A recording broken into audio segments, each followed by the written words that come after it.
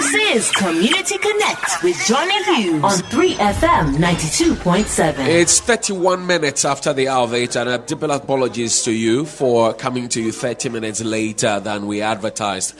But this is Community Connect live from the Teshi Tree Blow Lorry Park. And we're out here today in the Lejokuku Municipal Assembly. We want to explore some more issues like we did in the times past about persons with disability, a 3% allocation in the common fund that's been given to them. How is it being applied here? Also in this community, would like to talk about, the infamous the Teshi Link Road and other issues that will come up, as and when we're joined by representatives from the Municipal Assembly. We will also touch base with the National Council on Persons with Disability. We've been joined by Board Chairman, Mr. Ofori Deborah, who's joined us here, and we'll have a conversation. As always, we invite you to join the conversation on Twitter at 3FM927. Also on Facebook at 3FM92.7. You can also tweet directly to me at Hughes_on-air. That's HUGHES_on-air. This episode of Community Connect, coming to you live from Teshi Tree Blow, is brought to you by Star Ghana. We're strengthening transparency, accountability, and responsiveness, and with funding from the UK Aid, European Union, and Danida. My name is Johnny Hughes. On behalf of the rest of the team, Jonathan Odo Denchin, Richard Brighton, John Nine Pence, Richard Nutako, Philip Alote, and my dear sweet lady Alibes, and all the guys, we say thank you for tuning in. At this point, we will zoom straight into the conversation. I'm sure you do know that as a country, we used to have a 2% allocation to persons with disability. Fast forward, we made it 3%. But we've been trying to do an assessment, community by community, municipal by municipal, district by district, to measure how persons with disability have been put in there. And maybe because we're in a strictly Ghana community, would like to hazard a few Ghana words. And in your Mefeni Boatway, why Teshi Tree Blow taxi rank lebi na wo babia wo kanya ba na sonic ba fio your radio no 3FM 92.7 no call no gbe e chi obenke wo no fe no ni gba o na ye popa na no koke wo ba na edwe mo wo ba ni meni sani ametwe anu amenuhe bona fe ni mi she ni yo ni sani banye no taxi rank bi e Ojugba, station master and everything. Jonathan, let's try and get the station master and everybody so we can have a conversation with them. But we start off with James Botte. He's the Nungwa Lekma Municipal Association of the fund managers, persons with disability. Also, Ebenezer Norty is a chairman who's joined us here. We will have a conversation with them. Gentlemen, good morning. Mr. Ofori Deborah, good morning.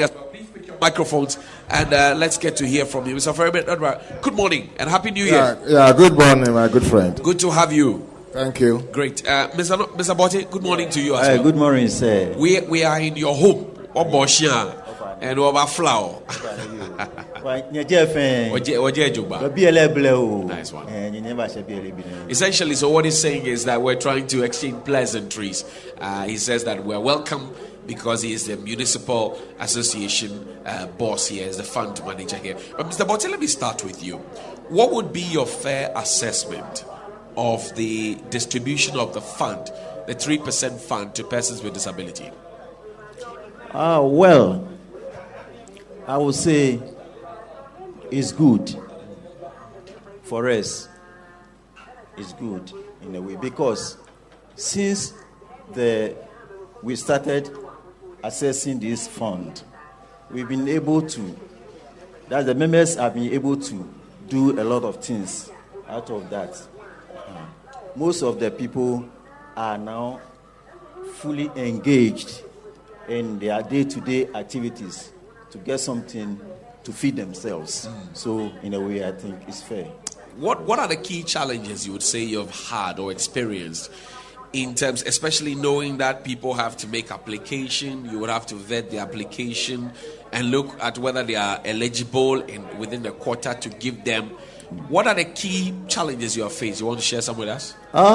Some of the challenges are, you see, the assessment of the application takes time.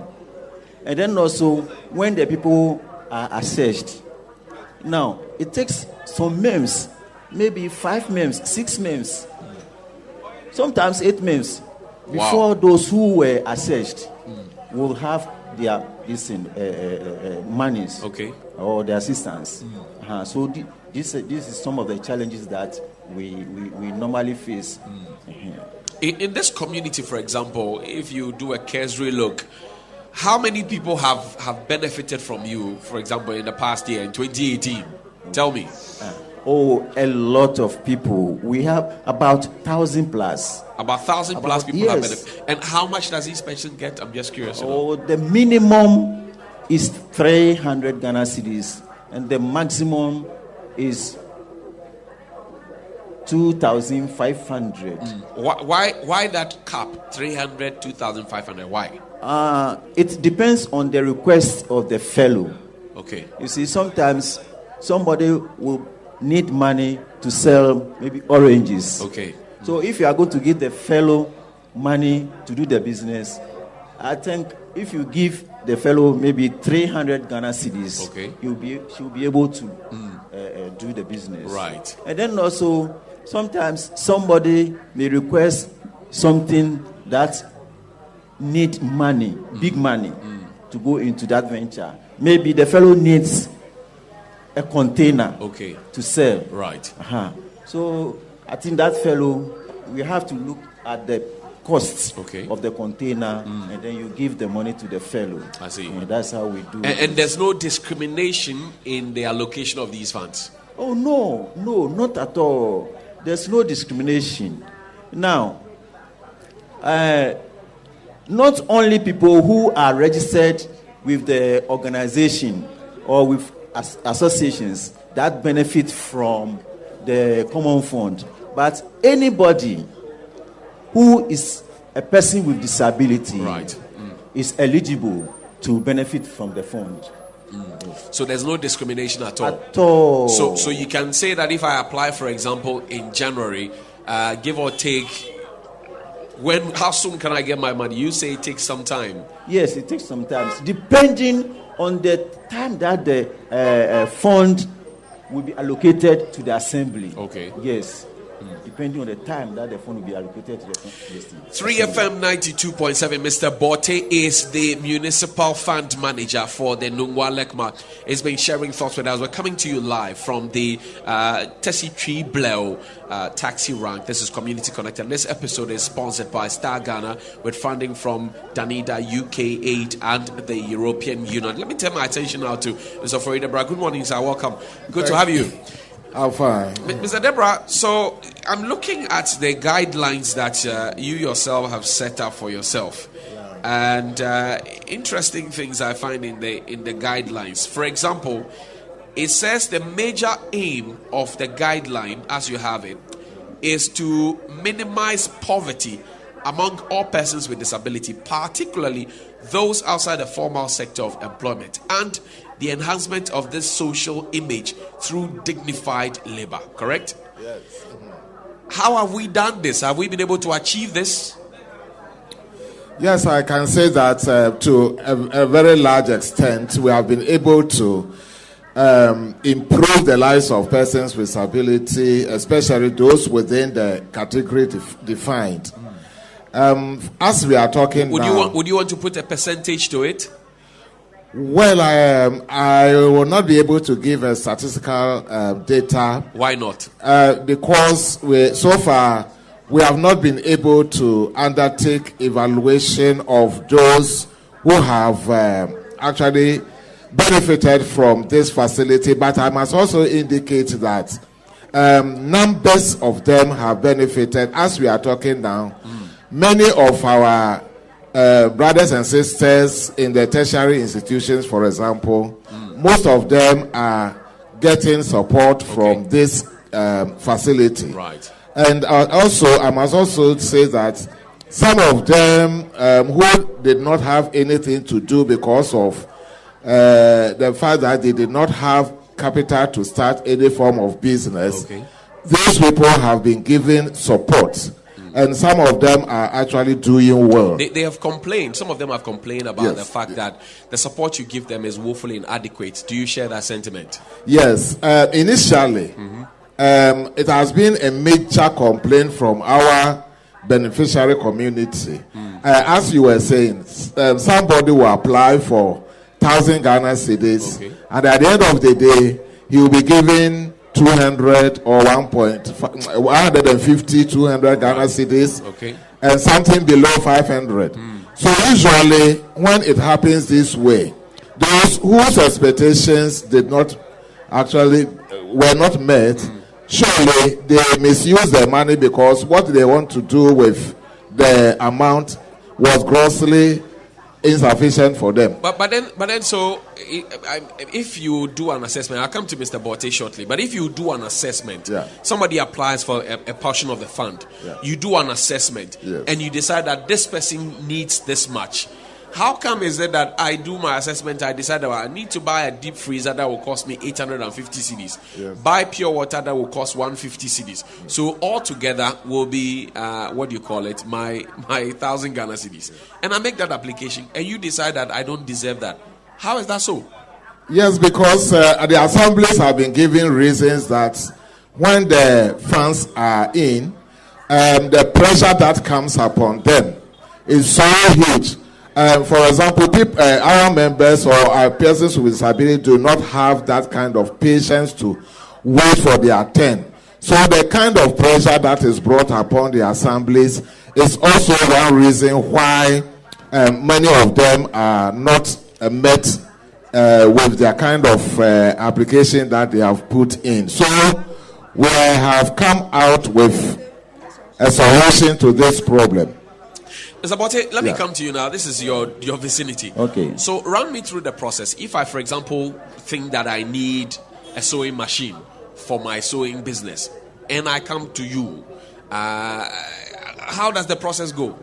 After the assessment, the report is handed over to the assembly. Okay. And then it passes through procurement. Okay. And then those items or equipment will be so if I come to you and I say I need a sewing machine, electric sewing machine, and I put a value to it, say 1,200. On the market, it could range between 1,000, 1,200, 1,500. And I peg mine at 1,200 and I come to you. Would you still downgrade it? How does the downgrading come in? No, it's not downgraded here. You need a sewing machine. In your municipality, it's not downgraded. Yes. In our case, we present the report to the assembly, and then it passes through procurement, and then we get it and give it to you. Mr. Deborah, I'm looking at number 3, Article 3 of your guidelines that for the disbursement of the fund. It says B, communication on DACF. It says the office of the administrator of DACF shall in each quarter furnish the NCPD, which is your organization, with allocations made to MMDAs and their corresponding percentage for persons with disability. Have you received any report from Mr. Bote as we speak? He's the fund manager. At least in the last quarter, did you get a report from him? Well, what happens is that usually when in the last quarter, have you gotten a report from him? No, in fact, the reports have not been forthcoming from the district. Why not? We put pressure on them, especially the secretaries to the fund manager, who are usually the social welfare officers. We are expecting them to prepare a report to the council, but only few districts actually obliged to this kind of demand from them. And I don't see, surprisingly, in your guidelines any punishment that goes to persons who default in bringing this report, because the truth of the matter is that if the reports are not given to you, how do you do an evaluation and assessment to go and do the right thing? Yeah, that is why I must say that much has not been achieved in this direction, because we actually depend upon reports that we are able to undertake through in some of the districts. So we were expecting all districts, all beneficiary MDAs to send reports. Is it a matter? There is a great dereliction of duty. The fact that you have not gotten it, does it say that you are not monitoring hard enough? There's a weakness in your monitoring. We have been monitoring, for example, So how come you don't have the report? If you've been monitoring, how come you don't have the report? Mr. Botte, where's the report? The report has not been given to me. Why? Because you are the fund manager. Yes. So where's the report? It has to be prepared by social welfare at the secretary before handing it to. Have you asked for the report? Yes, we request for it, but it's not forthcoming. How forcefully do you request for it? Just like you request for the money. How forcefully do you request for the report? Because this is a binsika, as they say, and the money is given to you to spend on our behalf. Yes. And there's no account for it. That's not good. No, let me step in to say that I want Mr. Botte to answer the question. He is a fund manager. Mr. Botte, tell me. So this report for example, the last quarter or the last 2 quarters is not there. Yes. Where is it? Because the report is not ready for it. Because at our last sitting, the assembly requested the secretary to make it available to us, but it has not come yet. So I'm looking at the fund management committee. That's 4 of your own guidelines. It says each MMDA shall form a special committee, Disability Fund Management Committee, for the purpose of managing the DACF for persons with disability. Composition: 1, District Representative, NCPD. Chairperson, Social Services Subcommittee. District Director, Department of Social Welfare. District GFD Representative. Co-opted technical members and the committee as they deem fit. This is the committee. They are all part. And the report cannot come. I'm not happy. Are you happy? No. Speaking to the mic, sir. No. Mr. Debra, are you happy? We are to be the recipient, but we have much problem with the assemblies because they are not keeping to this provision in the guidelines. How are you making sure that they keep to the provision in the guidelines? We have been communicating or writing to the assemblies. Have you been punishing? Have you been punishing? No, I don't think the council has the power to actually sanction the assemblies. But I must also indicate that the fact that we are not receiving reports from them does not mean that the money is not unaccounted for, because it is assembly's money and it's subject to auditors' report. So auditors have been working on it. But your guidelines, which makes you board chairman, says disburse the money and give me a report. The reports have not come for 2-3 quarters. And you are not complaining. We have been complaining. It's not like complaining. We don't complaining to who? But we have been writing to the assemblies, because it is the assemblies that should provide us with the reports, because they do the disbursements. So we have been reminding them of this responsibility to always feed the council with because you see, the responsibility. I'm asking this. I'm asking these questions because there have been instances where people have asked for, if you will, an upward upgrade of the 3% to make it 5%, because they say the 3% is woefully inadequate. How do we arrive at that upgrade if we don't have the reports forthcoming? Somebody would think that something is being mismanaged. I'm not there with you. You are the man in the chair.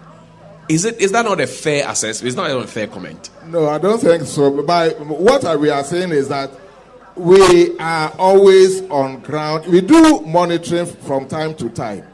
And we also receive reports from our individual beneficiaries. Okay. The only shortcoming is the fact that we don't have material reports from the assemblies. But when it comes to being on ground and hearing what is going on or observing what is going on, that is not lacking. Let's go to Mr. Maxwell Kwabena Jima. He is the Municipal Coordinating Director for Lekma. Chief, good morning. Happy New Year to you. Please pass your microphone to him. Good morning. Happy New Year to you. Good morning. Mr. Jima, how are you? How are you, I'm sir? fine, thank you. Mr. Jima, where are the reports? Yes, sir, I think with regard to the reports, I have the secretary to the committee who can speak to that better. Okay. So if I'm permitted to... Yes, why not? The secretary to the committee. Please tell us your name and... Hello, good morning. Yes, sir. Good morning. What's your name, boss? My name is Enoch Afotodai. Okay. Happy New Year. Many happy returns. Where are the reports? As a matter of fact, the funds, we are supposed to receive the funds quarterly. Okay. And disburse the funds on quarterly basis. Absolutely. but the funds do not come as they were supposed to come quarterly. Okay. So anytime we have a disbursement or anytime we do an assessment and having a disbursement, we invite officials from the NCPD. We invite officials from the NCPD. So the last one we had in December, an official from the NCPD came. Okay. And we gave him a copy of the assessment report. Okay. Both soft and hard, together with the list of the beneficiaries. And this was report for which period? For the December disbursement we did. Okay, but it's done so that was for the last quarter of 2018. So then anytime we have an assessment, we invite them. So when they came, I think we had one in July, last year July. When they came, we gave a copy of the report. So how come the fund manager has not seen the report and you, the secretary, have the report and it's been given to NCPD and the fund manager doesn't know? He is the man at the helm of affairs. How come he doesn't have the report? You have the report. NCPD has the report. Mr. Deborah said he doesn't have your report. And you say there's a report. I'm curious to know. I didn't know he wasn't aware of the report because... but he's the fund manager. At the grounds of the disbursement, okay, he sat with the NCPD official. So they called me to. So I brought a copy, and so the man even gave me a pen drive. But what is the line of reporting? He is the fund manager, so if a report is prepared, he should be in copy. Correct. If a report is prepared of a fund that he manages, Mr. Botti manages, he should be in copy. Alomi Mali. If you prepare a report and he is the fund manager and it concerns disbursements that he has vetted and made of beneficiaries that are in queue, he should be in copy of this report. Correct? I think we do give him copies of. But he doesn't have the last report you gave out to the NCPD. And I'm saying that's wrong. Do you agree with me? I agree with you. So why was he not in copy?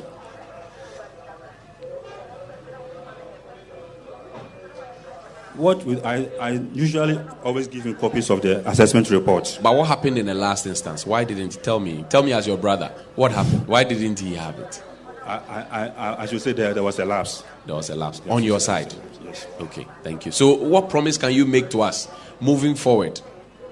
What's your promise to us moving forward in terms of the reporting structure? The right channel must be followed in the reporting line. I'm grateful. Thank you very much. Unless there's something else you want to add, we'll move to Mr. Deborah. There's nothing you want to add. I'm grateful. Mr. Deborah, so we've gotten a promise from the secretary. He says the right thing will be done. Does that satisfy you at this point as NCPD boss? Well, I'm speaking from the general point of view. It's not like Lejekuku alone, but it is a situation that is prevalent in all the districts. So I think we will also take a point here that from this time on, very fortunately, in 2 weeks' time, we are going to organize a national stakeholders conference to review the existing guidelines. And I believe that there is the need to also incorporate some sanctions code into the guidelines so that when assemblies overlook that, then I think we can also talk about some sanctionable punishment. Okay, we'll wrap up the conversation shortly, but then let me also ask you, so what kind of complaints have you gotten from the various municipals and district assemblies about the disbursement of the fund? The key complaints, tell me about some that you have gotten. Thank you very much. First and foremost, the beneficiary persons complain about the delay in the disbursement of the funds. Sometimes the funds do come in, but assemblies take a lot of time to also disburse. So that's one major concern. Two, I should also say that the undue pressure from the beneficiaries is also another concern that also explains why some of them, they do not get the kind of support that will be sufficient for them. And I must also admit here, and I'll give credit to the present administrator of Common Fund, the fact that she has been able to come out with an innovative idea that people should not be given money, but they should be given the items or the tools that they want to work with. That is also helping a lot, because this time the idea is not just to give them some amount of money, but you must set them up. But in setting them up, Mr. Deborah, there have been concerns about the fact that there should be a standardization, and we've had that conversation before, a standardization of the thing. So if somebody comes requesting for a sewing machine, we know that there's a standard of a sewing machine that they must get. So somebody from the assembly cannot just go to the market and go and buy some Matra Makwe kind of sewing machine for the person. If somebody comes requesting for a deep freezer to run an ice water business, for example, you can't have somebody from the fund just go up and bring a tabletop freezer or fridge and give to the person. Do you agree with the fact that we need to standardize the items on the list that beneficiaries can apply from? Surely, if that is actually going to solve the problem, because we are also getting a lot of... No, I'm asking you if you... Yes, I agree that there should be some sort of standardized procurement so that at least we will be able to provide our people with the quality items that will last for a greater length of time. I'm grateful. Thank you very much. We've also been joined by some health professionals from the Lekma Hospital. We'll share their details with you shortly. But this is 3FM 92.7. This Community Connect. We're coming to you live from the Teshi Tree Blow Taxi Rank. And this program is sponsored by Star Ghana. This episode, I must say, is sponsored by Star Ghana with funding from the European Union, Danida, and the UK Aid. You can always join us on Twitter at 3FM927. You can join me directly on Twitter at Hughes_3FM. You can also send us WhatsApp messages on 0500 60 70 70. That's 0500 60 70 70. We'll share the details with you as we travel along the way. But once we're in the Lekma area, we'll try and hazard a lot of conversation. Can you hand the mic over to Mr. Jima for me? Mr. Jima, thank you very much. Municipal Coordinating Director. Big man. How are you? One more time, sir. I'm fine, thank you. We are in your community. And we've been around and checked on a few things. One of the key things that come to mind is the Teshi Link Road. The dusty nature, how it affects healthcare, how it affects persons with disability. And we'll go back to persons with disability. What is the status of that project? Yes, to start with, I know it's a problem anyway, but then with the good wisdom of the government of Ghana, I think the contract has been re-awarded and the contractor is at site now. So we're hoping that any month from now, work will be started, and for that matter, that problem will be addressed. This answer for me is not satisfactory, Chief, with all apologies, because I've been following that project for over 10 years. I remember when the demolition first started, people were compensated, people wailed. I came to cover that story. Then subsequently, we had a contractor move on. They started, the contractor went away. We went to chase the contractor. We were told that it was owed some 7 point something or 14 million, something like that. Then the contractor came back on site. He started a few things and he's vanished again. Where is he? That's what I'm saying, that the current status is that the new contractor has been awarded the project and he's at site. But he's not there so now. But he's not there now. You know that he's not there. No, now. He's there. No, just that the work has not started. Oh, but if he's as an assembly, if he's on site and there's no one work. One thing you need to know that as an assembly, we need to provide him site to accommodate his equipment, of which we've done. So if I tell you the contractor is at site, then I'm talking something current. The contractor is on site. You have harbored his stuff. But the people of Lekma want to see the road done and dusted. Yes. Because the architectural infrastructure and integrity of the road is weakening. That's more cost to the taxpayer. Fine. So if the contractor has been there as of last year, because I know that this contract was re-awarded to him last year, and I've been in talks with the MP because I've been on his neck, and this man is not there putting asphalt on the street, watering. There is a problem. Do you agree there is a problem?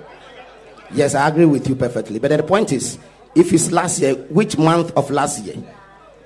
Which month of last year? I think somewhere November. I'm sure that the pregnant woman who had miscarriage because they were driving on that higgly road to the Lekma hospital would not want to hear what you're saying now. But what I'm trying to say is the contractor is aside, and we have, as an assembly, given the place to accommodate his equipment. Does he have funds? Do you know if he has funds? If that I can't tell. Oh, but he's coming. You have kept his things. So on what condition did you keep his things? That he's coming that is assembly's responsibility. That is coming to store his as things. To whether he has the funds or not is neither here nor there. Our responsibility as assembly is to get the contractor a site to keep his equipment to start work. It's just like the situation that the secretary is telling. So the roads ministry is coming here, but then they are coming to do something and you are not aware, literally, because you can't tell me if he has mobilized funds or if he doesn't. That doesn't look good on you. No, he getting funds or not is above me.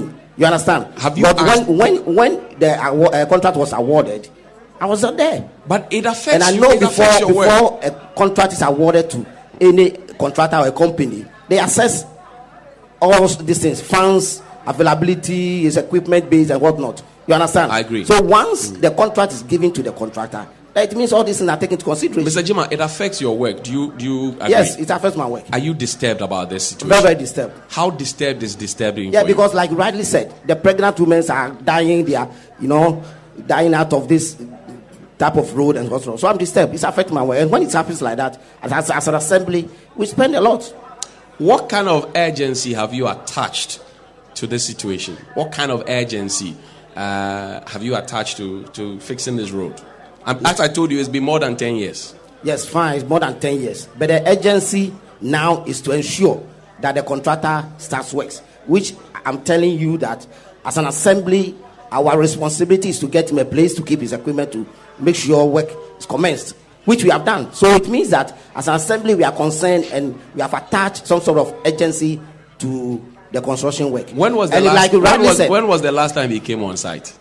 This contractor who is supposed to be on site and you're keeping his things. When was the last time he came on site? In fact, I've not seen him for the last time now. When was the last time you saw him? MCD? That's December, thereabout, yeah. Okay. And today is February 8th. And you insist that he's on site? The equipments are there, so I take it like he's on site. Maybe the preparatory stage. I'm not understanding you. Anyway. So you insist that he's on site? Once the equipments are there, which I know, I take it like maybe he's gone to prepare himself and come back. But I'm happy you said the MP is in touch and he's also putting some pressure on the contractor. So let's see how it goes. So your mother goes to the market, buys plantain and cassava and onions and everything, puts it in the kitchen and tells you there is food, but you're hungry and the food is not being cooked. That's the kind of another inference I'm drawing. In any case, there should be preparation. Okay. In any case, there should be preparation towards doing something. Okay. You understand? And I'm taking that maybe the contractor is preparing himself to come back to site and start work. You have an engineer in your department. The engineer is supposed to work in hand in glove with this contractor. What has the engineer told you as municipal coordinating director? You are his boss. Our engineer doesn't come in here at all. Our assembly engineer doesn't come in here at all because the project was awarded at the national level.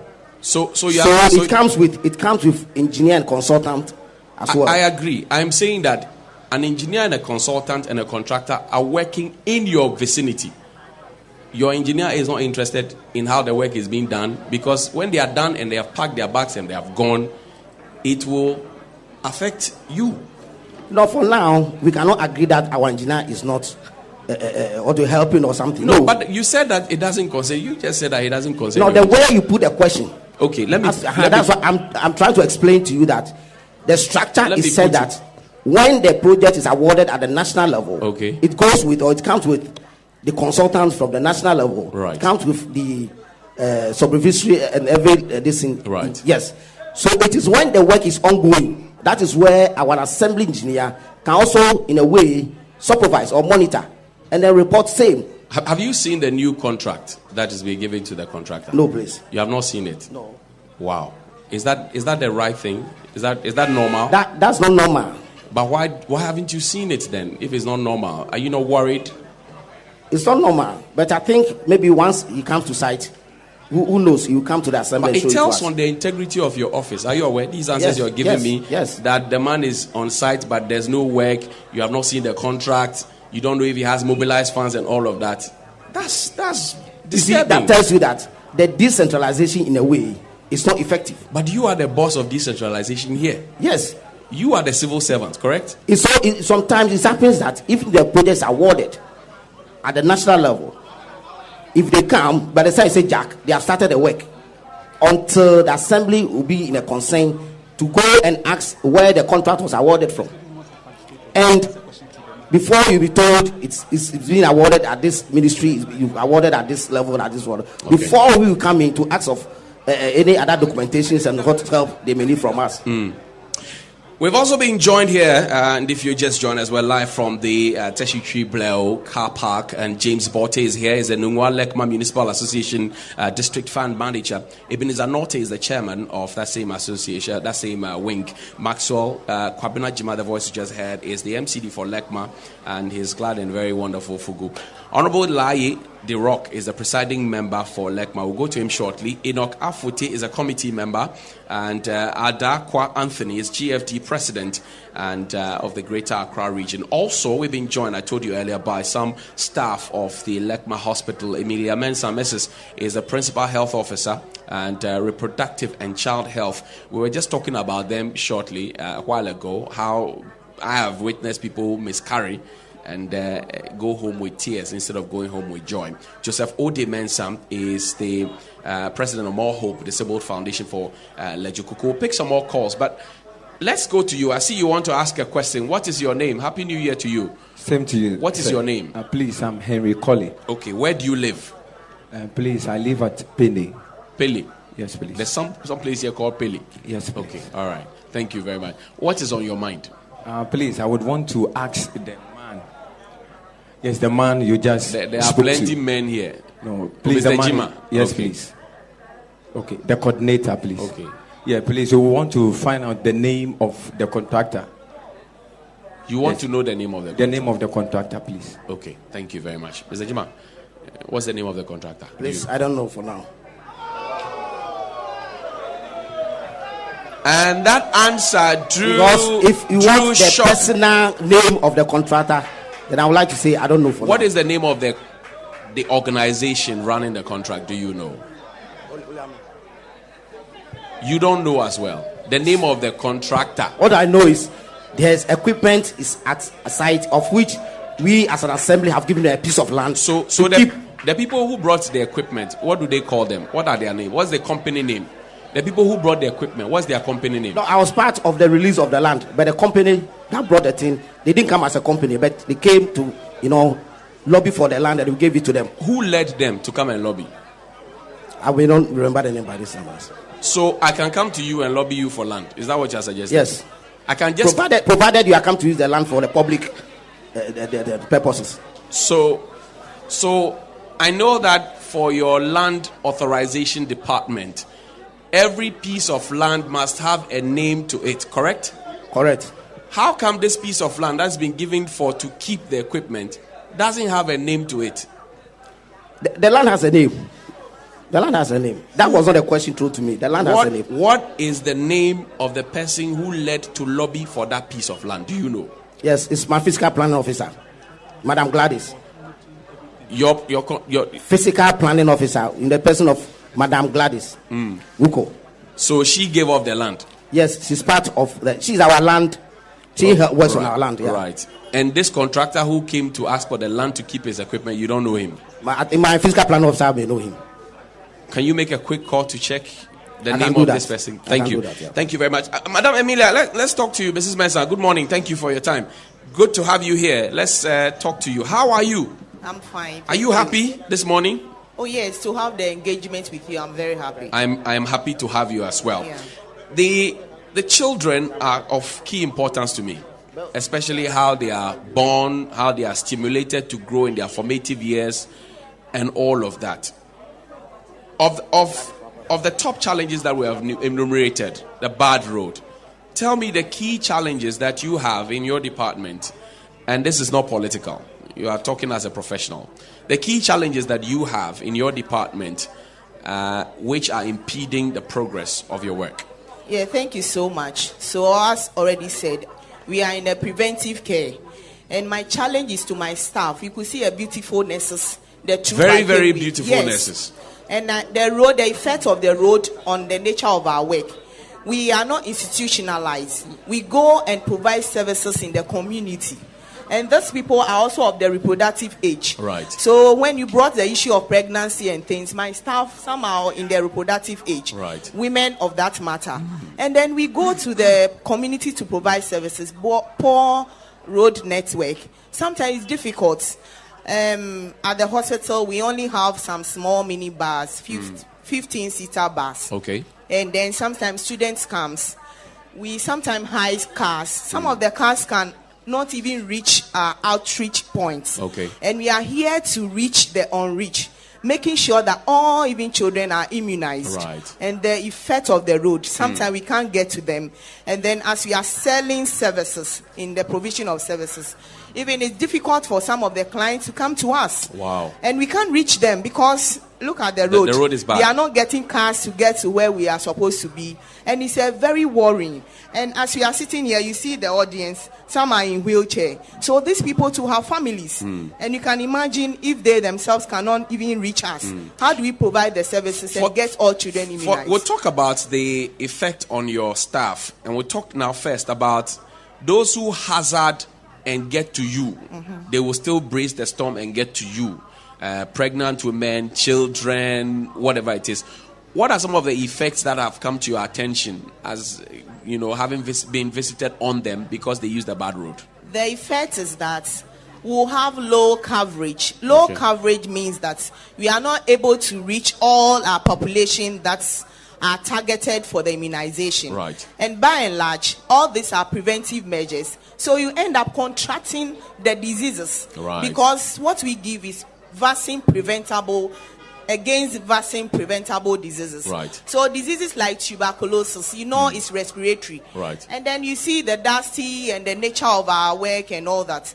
So you end up contracting. So one, we have TB. So we give BCG against those ones. Right. We have other diseases, so like measles, yellow fever, and then pneumonia, and they are all of the lungs, respiratory. Right. So you end up getting them if the children are not immunized. So I think that is more important. I mean, what would you want done in the immediate term to help the children, to help the mothers to solve these problems? Yes, in the immediate term, the road network, even some are like manholes, they should just level the road and tar it, because if you level and there's dust we are inhaling, it will even compound the other existing problems that we are encountering.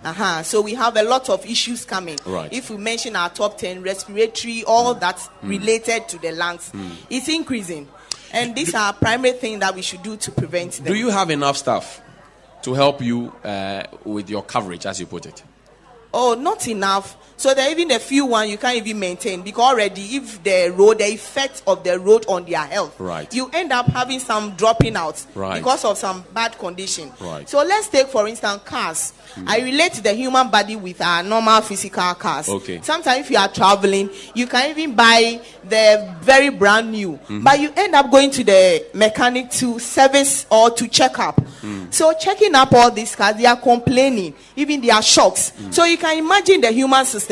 We also have shocks. So we are suffering of a lot of musculoskeletal diseases, nerves and all that. So you could see the skeleton, the human body. So things that are connected to the system will be detaching, and you end up having problems.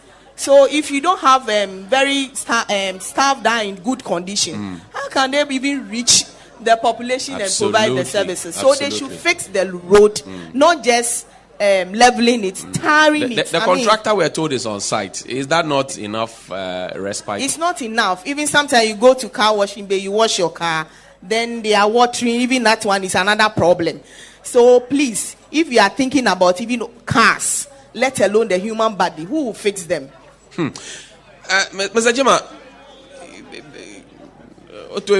that's what they will say. The nurse says the road is affecting their work. You want to respond to some of the concerns that she's raised quickly? She said the road is affecting their work, both the patient and even her staff, because the adverse effects are numerous. Yeah, the point is, it's not even affecting the staff alone. It's affecting the entire community. Right. You understand? Because the dusty nature of it is not pleasant. Not just that road. She's talking about other roads connecting the hospital as well. And she talks about the fact that in itself is a preventive, or if you like, precludes people from accessing medical care, because driving to the hospital itself becomes a tall task. They would want to sit somewhere. Yes, but the point is, the way forward is that we have contractors aside who are doing potholes patching. Okay. You understand? So there's improvement in a way. Have you gotten the name of this contractor who's keeping his things at your place? Not yet. Come again? The contractor who is keeping his things at your place. Yes, Hala Construction. Hala Construction. Hala Construction. Okay. Jonathan, let's try and find the contact of Hala Construction and call them. I want to know why they came to Mr. Jima's place and asked for land and didn't tell him whether they have funds or not to start the project. But this is Community Connect Live on 3FM 92.7, and you can always join us. And we will want to pick a few calls from you. Perhaps we'll have an extended version of this particular one. Mr. Adakwa, let's talk to you. Please give Mr. Adakwa a microphone for me. Let's go back to persons with disability. And I'm sure you've been listening to Mr. Botti and Mr. Deborah and the Secretary of the Assembly. What are your thoughts at this point? Thank you very much. I'm glad for TV3 to bring this program at this stage. I will first of all start from the managerial issue. There is the need that for every disbursement, there should be a report being served to the National Council as well as our rep on the committee.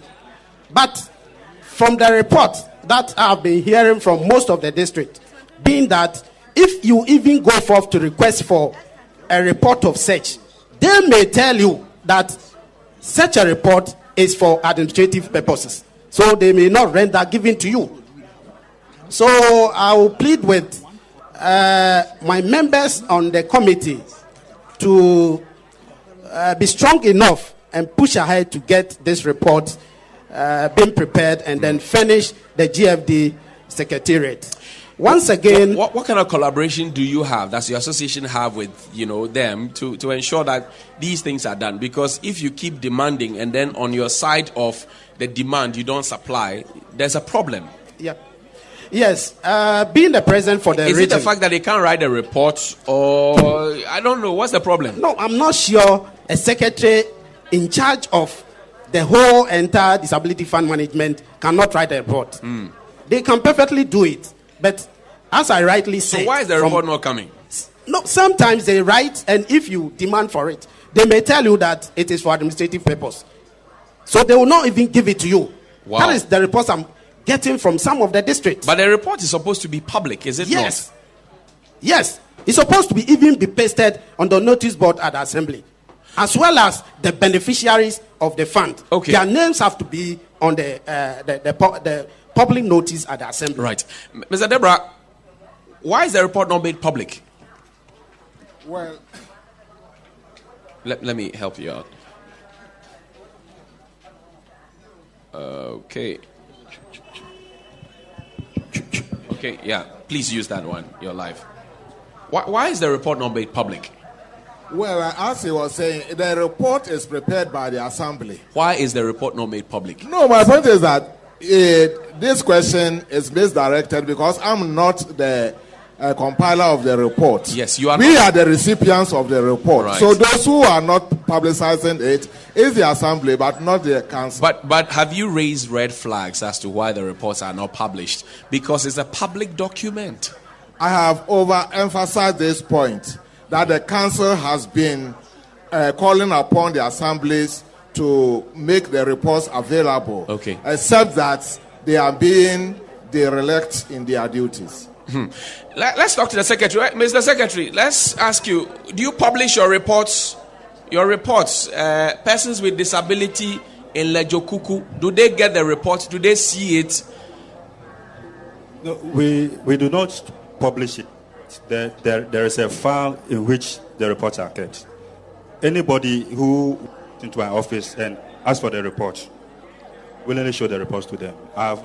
So they should apply for it. They should come and ask for it. If you need information from the assembly, you apply for it. But then there are associations of persons with disability in this locality. Okay. Do you share copies of the report with them?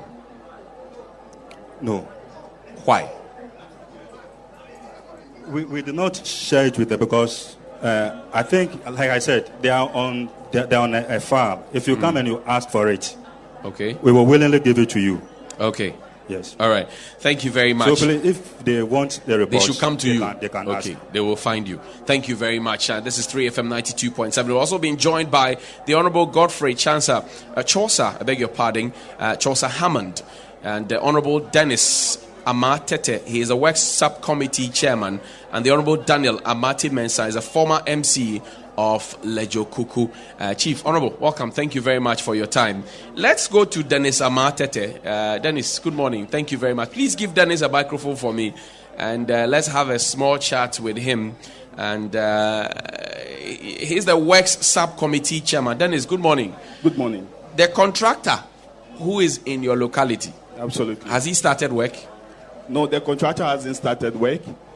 Just as the municipal coordinating director said, about a month or two ago, the contractor came on site where they actually requested through the physical planning department, and they were sent to site. In fact, they actually allocated the back of the Lekma hospital. If you go there right now, you've seen that they have actually graded the place where they want them to come and establish or site their a small office there where they will keep their equipment and other so things. The equipments are not there yet? The equipment, as we speak now, are not there yet. But the MCD said the equipment are there. The equipment are not there yet. So, but it's something Wait, hold on. So the MCD didn't tell us the truth? Is that the suggestion you are giving me? No, Chief. Me, I like straight. The MCD just told me a few minutes ago that the equipment are there. Slow down. Okay. He said you came to ask for land. They gave them the land to keep the equipment. So as far as he's concerned, the equipment are there and the contractor is on site. That's what he said. Yeah. Let me explain. Now you are telling me, and I'm going to see that land. You are telling me that the place has been graded. Absolutely. And they are here to bring their things. So the equipment are not there. I just want to Yes. Explain to me, my brother. Yeah, it is. What they have there, what the Halaj Construction have there, I will see it as just an equipment. Maybe the municipal coordinating director is thinking that because they have their grader there, the motor grader there, it is an equipment.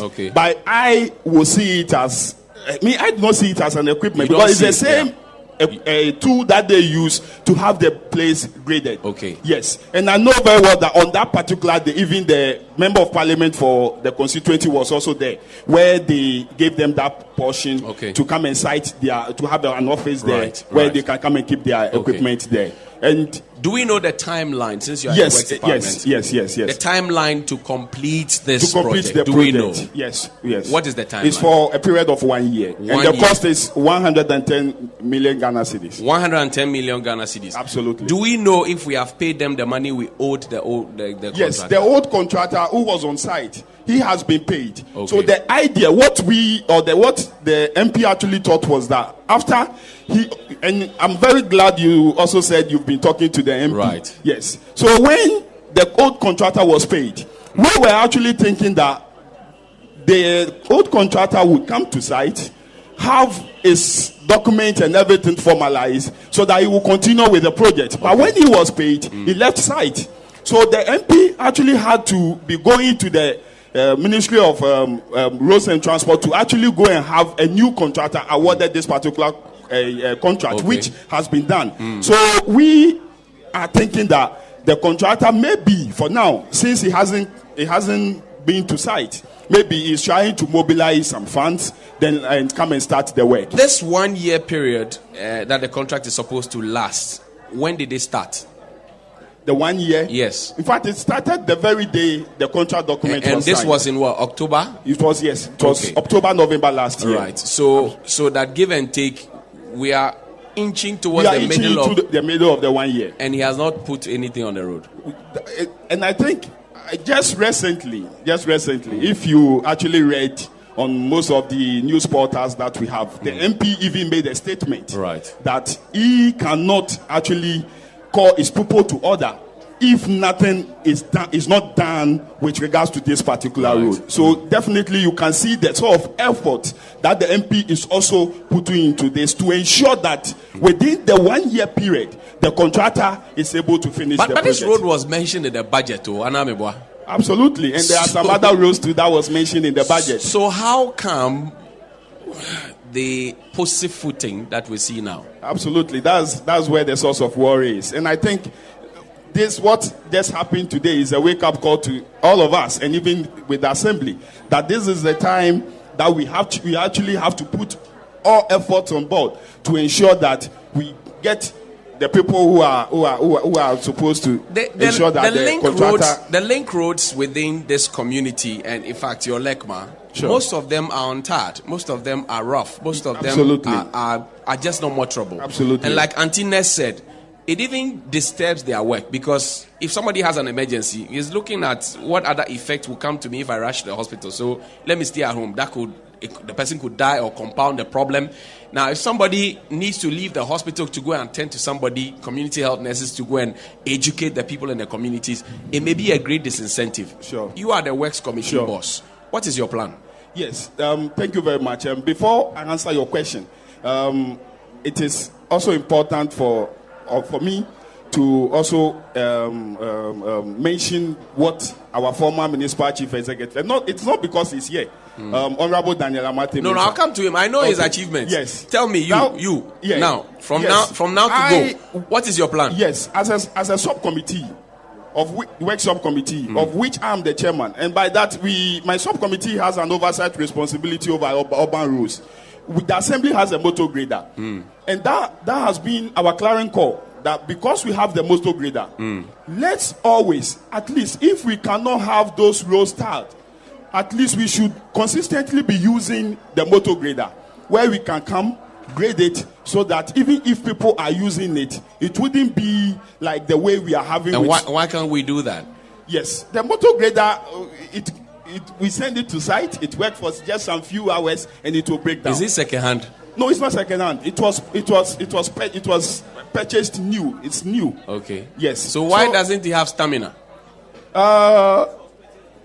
It was 2011. Okay. 11, yes. So it would have right. Yes, okay. Yes. So there's lack of maintenance there. To a larger if extent, 2011 and there's lack of maintenance, the lorry has become an old cargo. But I'm just worried as to why people pay property rate, and you get internally generated fund, and the people can't enjoy the benefits of their toil. That's not fair, is it? It is not fair. In fact, that's the reason why they pay the property rate. Yes, when they pay property rate, they can't have good roads. They don't have gutter. Yes. They don't have people to come and collect their rubbish. They don't have a sanitary side. They don't have this. They don't have that. Everything is buzumanyama. It's not nice. Yeah, it's not nice. How different are they from the people at East Legon who pay property rate and enjoy the best things? How different are they? Sure. That's where the issue is. And just as I stated earlier on, I think this is a wake-up call, at least for the assembly and all of us, that seriously we have a lot to do. We have a lot to do. Okay. Honorable Danny, let me come to you. Daniel. Yeah. Welcome. Former MC Lejo Kuku. Yeah. Your works are leading you.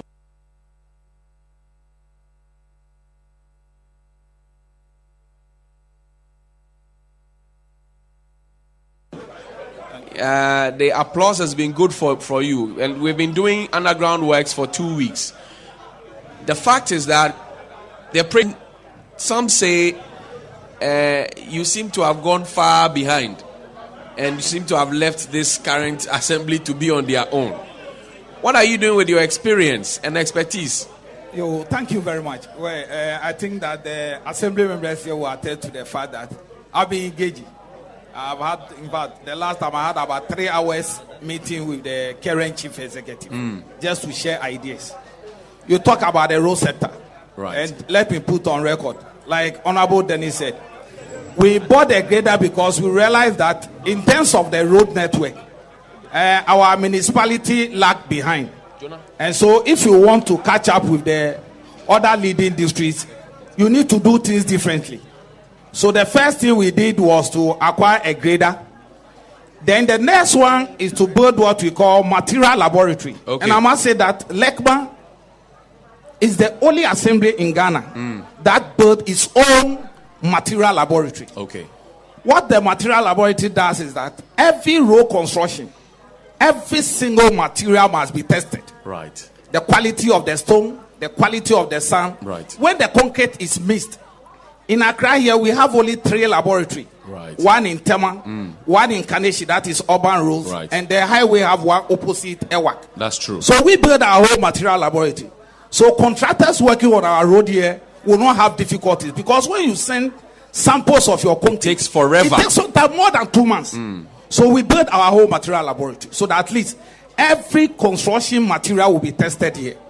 We went beyond that. We bought equipment called total station. What the total station does is that if you place a total station here, it will be able to give you the distance from here to the Lekma hospital without moving a tape. Right. It will help you design the road. So anytime we go submitting our request for any road network, we go not only just writing, we go with drawing and sometimes propose budget. So that if other districts also make a request, you stand ahead of them. Because at least in their case, it is not that they are coming to draw the road. So if all these things are there, why is it difficult to get this I'm surprised. Small 5.7 kilometer road down? Let me tell you, I think that Dennis explained it. It has been the normal politics. A new government comes in and all contractors are put on hold for a while. I recall the contractor who was working on the link road said that he have about 15 certificates outstanding that have not been paid. But I'm being told now that the certificates have been paid. Right. Unfortunately, nobody knows what went on, but new contractor has been given new contract. Right. And since October, as a concerned citizen, my house is not far from here. And I was one of the people who were engineered the Lekma hospital. Right. I attend the Lekma hospital. And we know the DAX. It is very difficult. But I want all of us to take our job very serious. I listen to my coordinating director and any other public official. You see, normally people try to hide behind politicians. But we politicians, at most, the person will be there for 8 years. But the civil servant, even if he's not doing well, he will be transferred from one district to another. Right. So for him, it doesn't go. If MP is not doing well, it will be removed. But the civil servant, he will only go home when he's 60 years.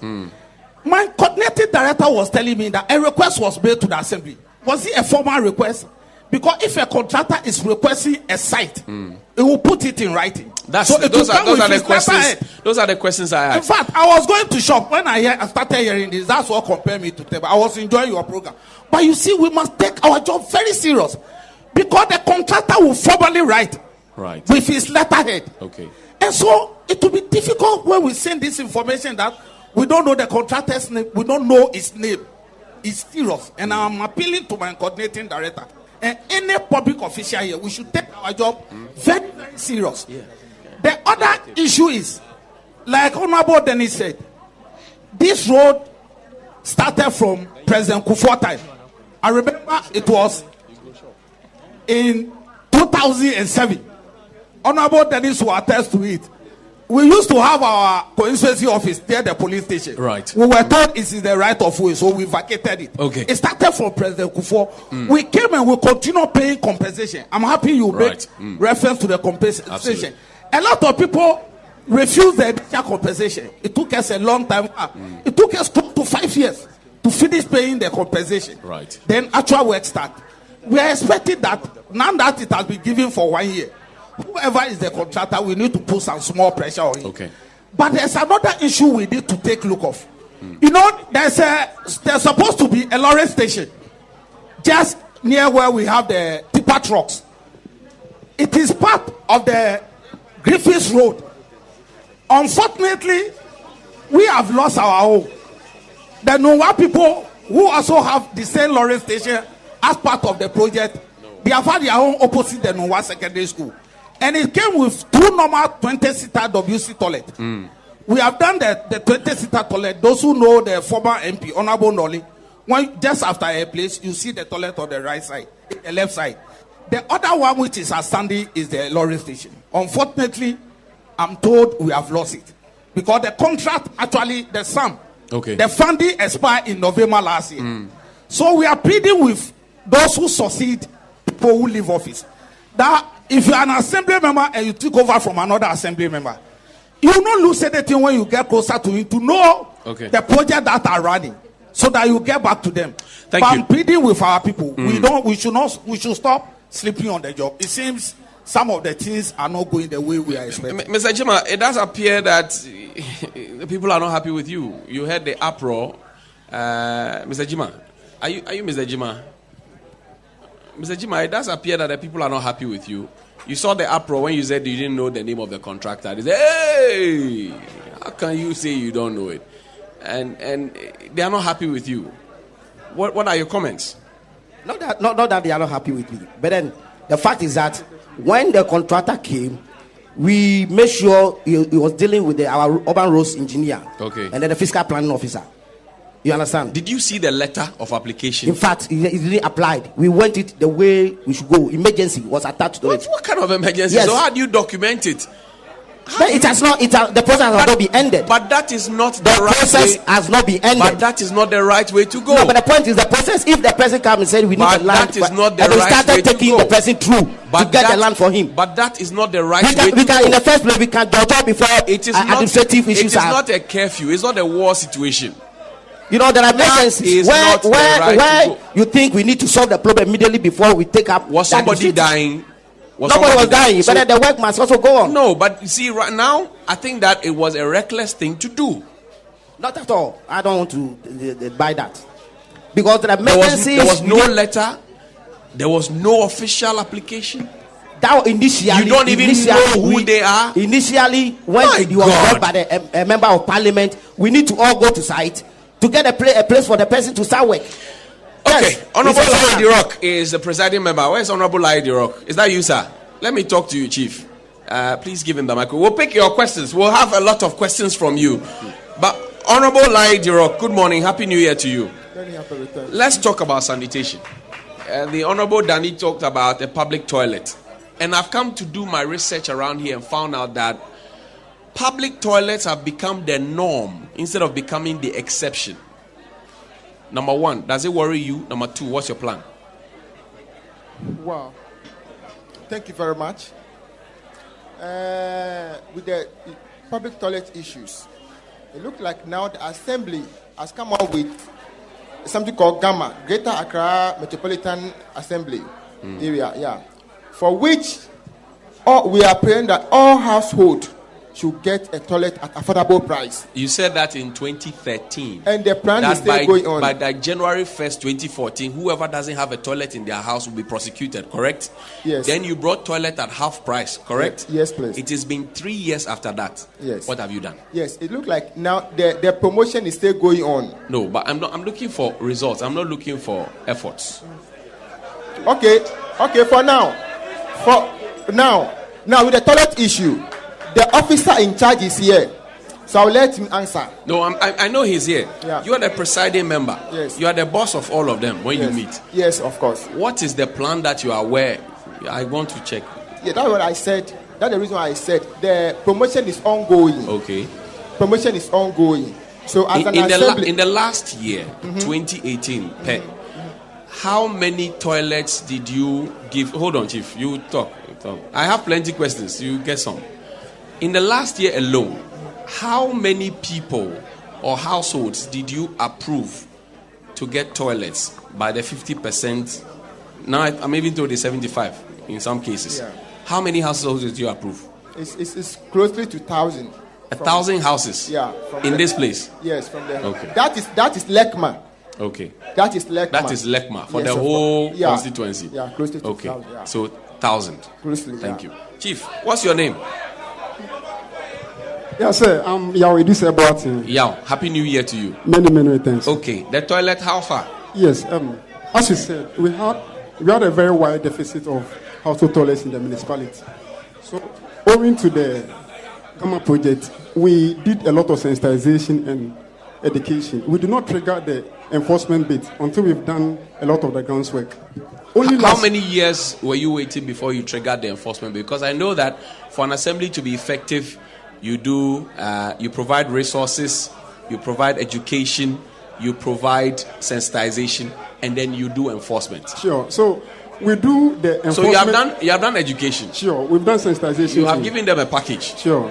When is the enforcement coming? No, we do the enforcement intermittently. So we did a program with a journalist from your outfit, Gifty, on open defecation. Right. Where we clamped down on open defecation offenders. It was very successful. So once we do the enforcement... That's why it was only 4 people. You arrested only 4 people. We arrested 18 people that very day. Okay. It's on record. So we trigger the enforcement intermittently. Then we continue the education. That will put some scare in them. Last year alone, we built a total of 1,300 household toilets owing to the Gamma project because they reduced the price to 70% subsidy. All right, so we are on course. Just that the deficit is still high, but we are pushing it much higher so we can reach our target. What have you realized to be the problem, the major problem? All right. Because if you talk about cholera, this is your locality and the lab people. You have a lot of cholera cases when it's on the rise. Oh, all right. So with cholera, you can get information from the health directorate. It has drastically gone down because we are doing a lot of works on the ground. Because there's not an upsurge now.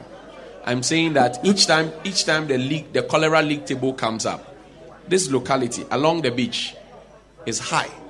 Yeah, that's a fact. Yeah, in 2013 it was very high, but from that time till now it has dropped drastically low. You can get information from it's the just health. like the National Road Safety Commission telling you that last year 1,500 people died. This year is 1,250. So we are making progress. It is people have died. No, watch you. You can't do a session to draw this point. No, I can't. No, like at a point, almost half a year, we don't record any cholera case. Okay. So the effect has really mitigated. I can say on record. So the Gamma project was supposed to run for a period to get the households to get their toilets.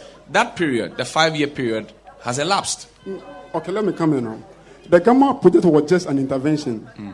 Households have the responsibility to construct their own toilets. So we just push this drive on so they can... Before they get permits to build? No. Once you want to build your own household toilet, you write to the assembly. Then we'll come and I am saying that, unless I'm wrong, Chief, but if you want to put up a house, you must have toilets in the house. Sure. How do you give people permit to build without toilet in the house? All right.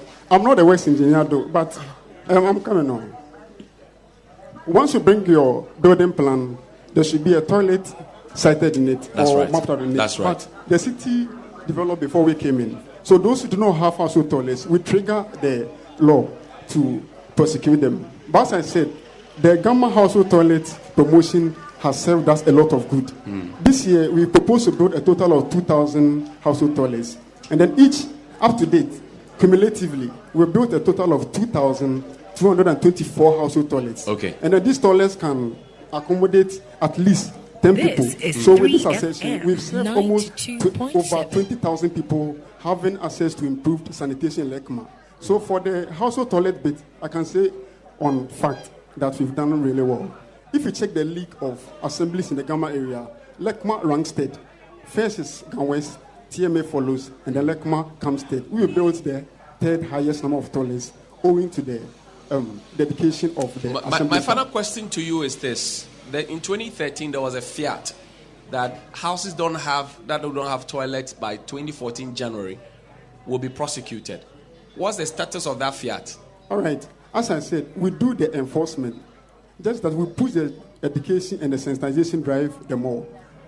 People are brought to the court day in and day out. Just that we do it on a mass level when we realize that the open education menace is taking So what? You put people in jail or you find them and take money from them? What do you do? All right. When we had the Gamma project on board, we sat down with the magistrate of the court. Okay. That we're going to serve notices on landlords who do not have household toilets. Okay. When these people are brought to the court, he shouldn't find them because the money should go to the central pool. So he should just constrain them to come and pay for the Gamma household toilet at 30% cost. Okay. And then come and show the receipt to the magistrate. Then the person is freed. So when we did this effort, we had a lot of people rushing in to pay. Okay. Because someone will call you, hey, they served me notice. I can't come back, I want to court. Okay. Go and pay, nobody will arrest you. So we use this strategy to get a lot of people. And it worked for you? It worked very well. Right. And then those who had pan latrines, it's been phased out.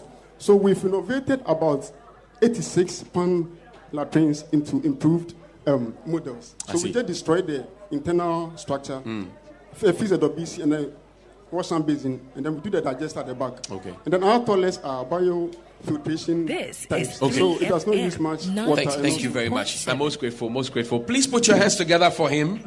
I think that's the most gratifying thing I've heard all morning. Let's have a few questions. And please come to me. Yes, sir. Come to me.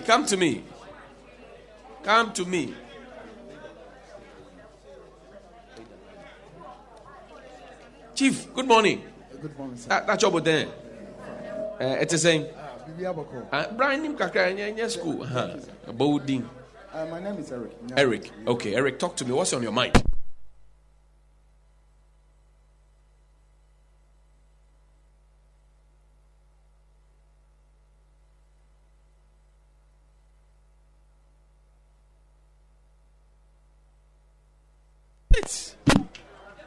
This is 3FM. I think the light is off. 92.7.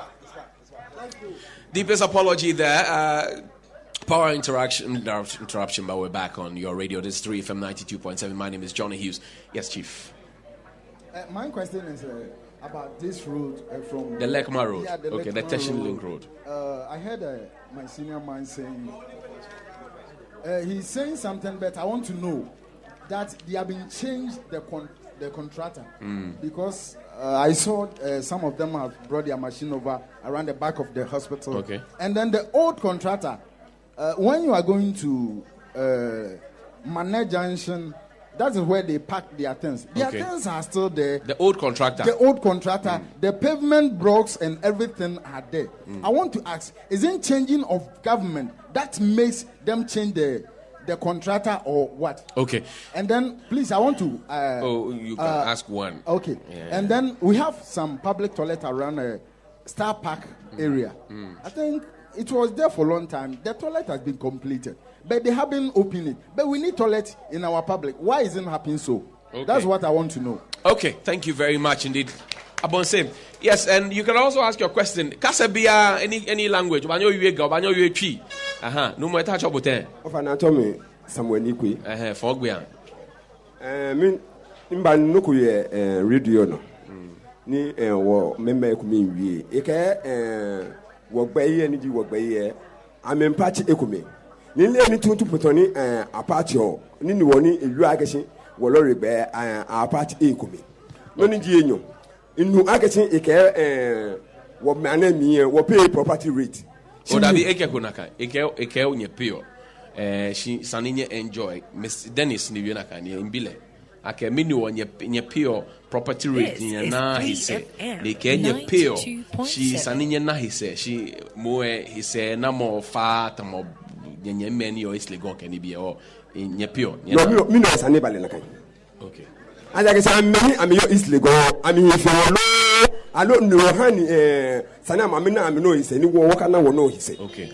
O Sunday bi mo eja. Yeah. Oh, you are done. Thank you very much. Amen. Okay, let's no me person ba bi so bisa question.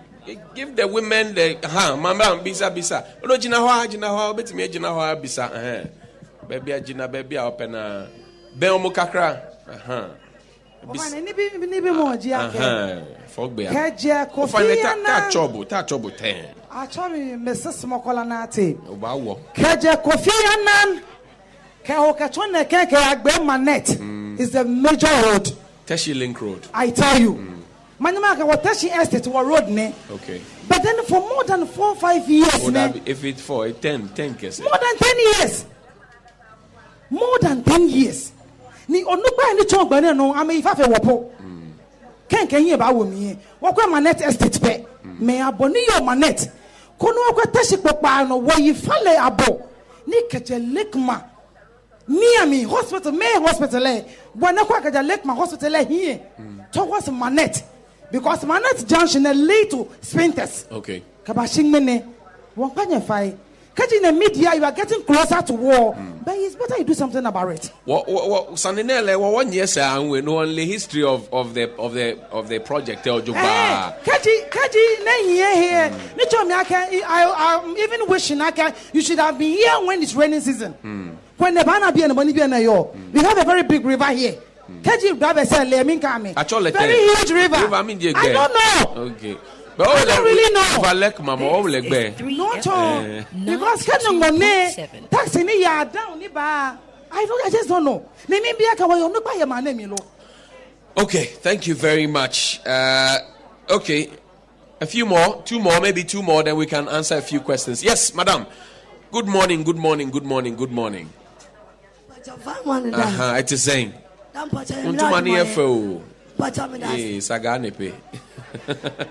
Okay, Kasa. Bacha or from Emilia Bill. Okay. The bacha. No question, me pele me bisa. Say, Mama and can the whole Ghana your head on in Accra. Now you call president or toilet. Now you toilet take away. Tutu soldier for land. Papa did do you soldier land you papa de mpo. I mean what touch demo.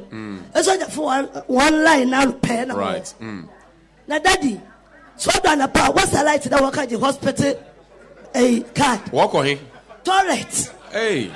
It's that a soldier for now. Me shape if I have 4. Me that attack one. There. And money no come to them. Not even near ye a treasure. Equals I do with the TV. Intimate Emma Ghana man name pay you for. As I just footed to one or by our bay. Okay. Now what shall I adopted them awkward? Let him lie. Medo her barrow, Medoa, Macona toilet, but mad on what yes so. Hey, bombs. And easy. It's in the quality or good iron. Okay. Intimate I will tell you them for no. Okay. Young pay for to saw. Okay. I banner Saturday. There, it became baby Bona. I started watching. I cannot tankers. Okay. My hope was some way to Yakao. Madam, I say. Yes, we are dancing. Yeah, it's here. Okay, what it? Okay, what's what it? Yes, boss. Good morning. Fine morning. Happy New Year. Fine. Mr. Mediakoto Emmanuel. Hakoto Kasa. Teshi in an yes, you walk. Ugai name, yes. The guy named the Asiading. And then Asiading. Oh, yeah, Chilemetro. Na Teshia, Hana in our Busia. Now I said, Teshia the corner one in Yakra. But Piato Crobian, what I said, Quota Crow. Says, okay, Crass Crabua, Uka say yes, Unama Classic. Now send that to what Teshia did. And put to be near, she near, and when say, Una Musa Keke. Car say what drivers it said, be beyond Coso. Well, send a coffin, a man as a Biatu Aba. Hano also. What to about what were you Ghana for?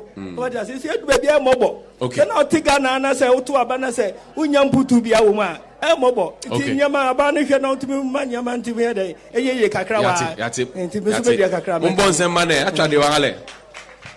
Okay. Numo. Good morning.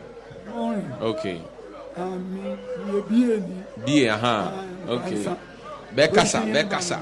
Now, me ba kroma emfie makoma akuduni. Okay. Me ba ha no ba bia na wo mfruka ewura nko a. Okay. Na dia me checking wo kroma ne se. The whole Ghana your capital ne ha.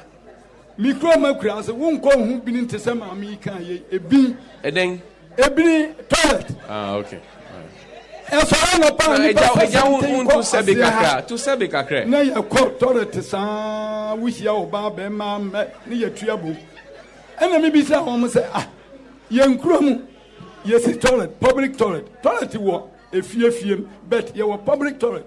If you say, Nipano, Ye nyina ye free kuro ho ba ontumi na bo fie process we ma men ko private wo ndi aban wo bi a sika na wo mge a ye betua na wako kama enum se bi ni ehanti no wo behwe na ya fa SBB the take away ni ya koni mu ni ya tugu gotem ni ya tuko ba bia wo fa ba take away rubber tuntum no okay na wunya hwen kura nhome e wo kuro yim okay enti mesram aban panimfo a wo mo wo sa teshi area ha nyina se wo mo modern my public toilet na sika kura ye betua na ufi a wo mu no toilet na bi wo ho de e bi wo so da bi wo ha nipa no dɔɔso wo be gina kiresa na wetim onye kwan na se bi wo abanten na metua sebe to si di kura na me ho atɔme a mekɔ me nkɔ efie die no so e ya asɛm hia pa wo de ho tesia okay ya enti mo ma ban ya sonte okay na wanya toilet man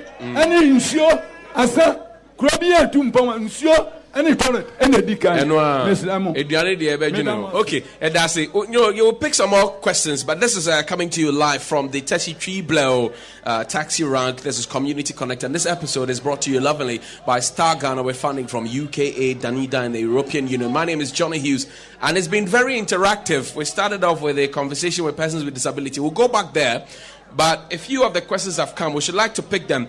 Go to the man in charge of the Gamma project here. Let's talk to him. Chief, two things have come up, which I think you should handle. One, the demo open defecation, and the last speaker also mentioned open defecation. Of course, it has attendant effects on health. Number one, what is happening? Yes, as I remarked initially, we had a very wide deficit of household toilets in the municipality, but the government has drastically reduced the deficit.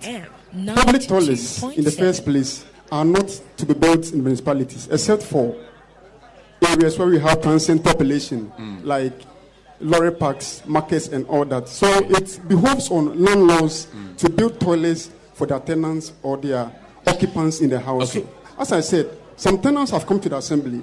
They just contribute money. You pay only 1,100 to get a modern toilet. So they contribute and then pay, and then later they charge it on the landlord. So those who do not have toilets, and then it's in a rented apartment, just notify us. We'll serve the landlord with a notice, and then we'll force him to build a toilet for you. Okay, minus the risk that they will be ejected if they find out that they came to chook. Yes. But then the key question I want to ask you now is this. So for every household, there's supposed to be a toilet. Yes, please. But what is the population that's supposed to be in the house using the toilet? By the last speaker, sometimes you are in a house, it's a compound house, what I call United Nations. There's one toilet, all of you are queuing to go in the morning, and there's pressure on the toilet. Do you look at the population in the house to determine if they need more than one toilet or what? What do you do? Exactly. With the government toilet, when we build one unit, we expect 10 people maximum to use the toilets. So when we come for the site inspection, we ask for the total number of people in the house. And that one will inform the number of toilets that we propose to them to build. Yes. So you propose and enforce? Sure. No, like if we come to do the site inspection, we demand the number of people in each room. So we can get the total number on hand. Then we will tell the people in the house that this house will need 3 or 4 toilets to serve them well. The sanitary inspectors, and I'm sure you would work with the hospital people on the sanitary inspectorate, they talks about flying toilet in what they call as Aluguzan back in the day in school. This is 3FM. How do we solve it? 92.7. Yes, I wish you could also drum home this point. If you can educate the populace for us, because we are fighting the attitude of the people in the municipality. Most people in the municipality are not law-abiding, as I said. They defecate and then they put the content. And yet you decide to educate them, not enforce the law. No. They are not law-abiding. You crack the whip. Sure, we do enforce. As I said, people are brought to the court every now and then. But we trigger the mass level enforcement at a point in time. Then we scare a lot of people and we continue with the education. So if the populace can also change their mind, it's a matter of. Do you have your town council people, what they call town sama? Yes. Environmental inspectors. You have them? Yes, please. Do they visit people? Yes, they do visit people. Just that the community has enlarged, and then the number we have in the municipality isn't too large. So we've paid them to the walls in the municipality. So they are on the ground doing their work. And just that their presence might not be fully felt because the population has increased. So they're on the ground working. Great. Let's go to Dennis. Manette Junction, they said the old equipment are there of the old contractor. The gentleman who asked the first question, he said there's a new contractor, yes, but if you go to Manette Junction, the old contractor still has his things there with pavement blocks and everything. Is that correct? With the greatest of respect, the municipal urban roads engineer is here. Yes, boss. Yes. What is his name? Chief, good morning. Happy New Year.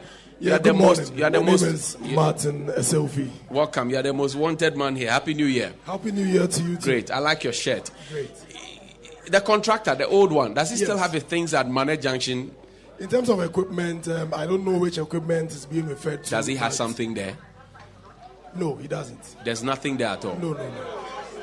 You see, things being there may not necessarily belong to the contractor. He may hire equipment as well.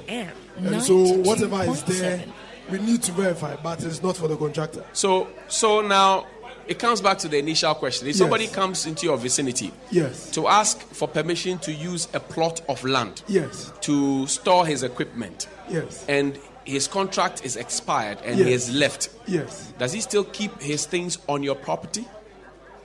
No, he does not. So his contract must be, the termination process must be completed. And then after his compensation has been sorted out, then he moves his equipment. I've just been told that he's been paid. The certificates have been honored. And so that means that you have ended with him. That correct? Certificate is being honored from the Ministry of Finance, and so I need to check to confirm whether part payment or final payment. You don't know the status of that? No, I don't know whether the complete payment. But you've seen the pavement blocks there too? Yes, the pavement blocks are for use for the road. These are pavement blocks that we paid what for. What would happen? These are pavement blocks that we paid for with our taxpayers' money. That we need to confirm. No, but the taxpayers' money. It's not when the contractor brings the pavement blocks to the side that he's paid. Okay. It's when he has used them for the work we've instructed him to do that he's paid for it. But so just merely having it on site does not presuppose that. So the certificates that he raised, did you see the certificates as municipal engineer? Did you see them? At that time, I was not municipal engineer. Okay. So there was no handing over notes when you took over? That project is not being supervised from our office. There's a consultant who is an intermediary between the Ministry of Roads and Highways and the Department of So Urban Roads. the Lekma is not in copy of what documentation flies around your head? Oh, I'm quite sure, but like I said, I have not. So, but there's nothing in your handing documents. over that notes. That speaks to that road. No, you have not gone through it, or no, you don't. No, it's not within our supervision, and so it is not within my handing over. So there's nothing at all on it. No, but that's what we've updated you that we've been informed that there's a new contractor who's mobilizing to come to the site. Okay. He has roughly 1 year to come and undertake his work. Somewhere next week we'll be having a commencement meeting to officially hand over the site to him, and then from there he will start the work. I want to stay there because I'm worried about the use of the taxpayers' money to get some things, and then we just let it go, let it slide because there's a change of administration. I think I spoke to that. Okay, yes, I told you that when the person brings an item to site, but if you can't, we have not necessarily but if you can't tell that. me, if you can't tell me, Mr. Sif, if you can't tell me, I'm telling you the norm. We don't pay for materials on site. But if you can't tell me whether the certificate raised encompasses the bricks that have been left there, then you don't have a solid. I can tell you what our standards are. Okay. And our standards are not normally to pay for materials on site. Okay. It is to pay for the work done. Okay. And so once he brings his materials to site, it is his duty to keep them in a way that when, assuming he was going to continue with his contract, by the time he's going to use them, they are still in good condition. The MCD said that some potholes are being patched. Yes. There was a question that suggested that they want to know where the potholes are being patched because they are not seeing any potholes being patched. Where are you patching the potholes? The MCD would have mentioned that there is a contract for pothole patching, resealing and grading. Currently, he mentioned that the potholes are being patched. It's different from existence of a contract. Yes, but currently there's a contractor working within the Greda estate who is patching. Are the potholes being patched? Yes, Greda estates, they are being patched. So in the Greda estates? Yes. These ones here, they don't include the contract doesn't include them. No, they are different. That contractor is not currently on site. Why? Why is he not on This site? is 3FM 92.7. We've instructed him to return to site. Currently, he says he's off site because he's mobilizing additional funds after having raised his last certificate to come back to site. Yeah. In your opinion, and I'm asking your professional opinion. Yes. The Teshi Link Road. Yes. Started 10 years ago. Okay. The road was done to a point. Compression, everything happened. It was left with the asphalting. We left the road. Now you can see potholes have developed and all. So the architectural integrity of the road as we speak is not like it was left long ago. And if you have to work on it, which means there's more that has to be done to it. In your professional advice or capacity, can you confirm that this 110 that Mr. Dennis mentioned is adequate to complete this project in a year? Can you confirm? Let me first correct that you said I was left with asphalting. Per what I'm briefed with regards to that particular contract, it was not left with just asphalting. Where they had worked up to was the sub-base level, and there was going to be additional base level, which is 040. But I thought you just told me that you have not checked the details and all of that. No, these are not details. This is general information. Details with regards to finance is different with the details with regards to technical instructions that the contractor will be given. Right. And so that's one I can speak on. Okay. But with the finance, I cannot speak on clearly. Okay. I would need to look at the bill of quantities and the current, what do you call it? You have not seen it? No, I have not seen the current contract. Why haven't you seen it? It will be sent. I think that it will be. The contract was given in October. Jesus. You have that on authority? Yes. Okay. It was said by Dennis here. Okay. In October. You are the civil servant and the engineer. I can correct that it was not in October. When was it? Last year? Yes, we will have to get back to you, but it was not in October. And in February, you have not seen the document. No, you see, Engineer Sophie. Yes. Look me eyeball to eyeball. Yes, I can look you eyeball to eyeball. Have you done your work well as you get paid? What I can tell you and what I told you before is that there are different roads within any municipality. I'm talking about Teshi Link Yes, Road. let me educate the public. The roads are supervised. The roads are supervised by different institutions and different hierarchies. Within a municipality like Lekma, you have arterial roads, which are supervised directly by the Department of Urban Roads, head office, and the regional offices. Then you have local roads and collectors, which come directly within our supervision. Any information with regards to the supervision of arterial roads like that road is just information that is provided to us. We do not directly supervise it. So I do not need. I'm not talking about supervision. We do not need to have the full details about it. So to know who the contractor is important. To know the scope of the works of the contractor is important. To ensure that when he departs from it, we can correct and we can alert those who are directly supervising that your contractor who is doing this. Have you seen the documents detailing these things you're telling me? I have been briefed on the scope. Have you seen the document? I have been briefed on the scope. Have you seen the document? Attended meetings. Have you seen the document? No, you do not need to see the documents to know the scope of works. As an engineer, I can tell you that. Look, as an engineer, yes, you have been briefed. Yes, and you take the word of mouth. Who is briefing me? My colleague engineers at the regional and the but head office. You and I know that verbal testament is different from written testament. Not within our professional circles. So if you can verbal agreements are as good as contracts. But then in the matter of scope of work and all of that, what if he lied? There's a document. What if my colleagues at the regional office and head office lied? What if yes? What if they lied? What if? Why would they lie? We have been told. Well, John Mahama was told that a road had been constructed in Volta region when then there was no construction at all. I cannot speak to what you are saying. It was by an engineer, by the road minister, to the president. Saying. No, it's open.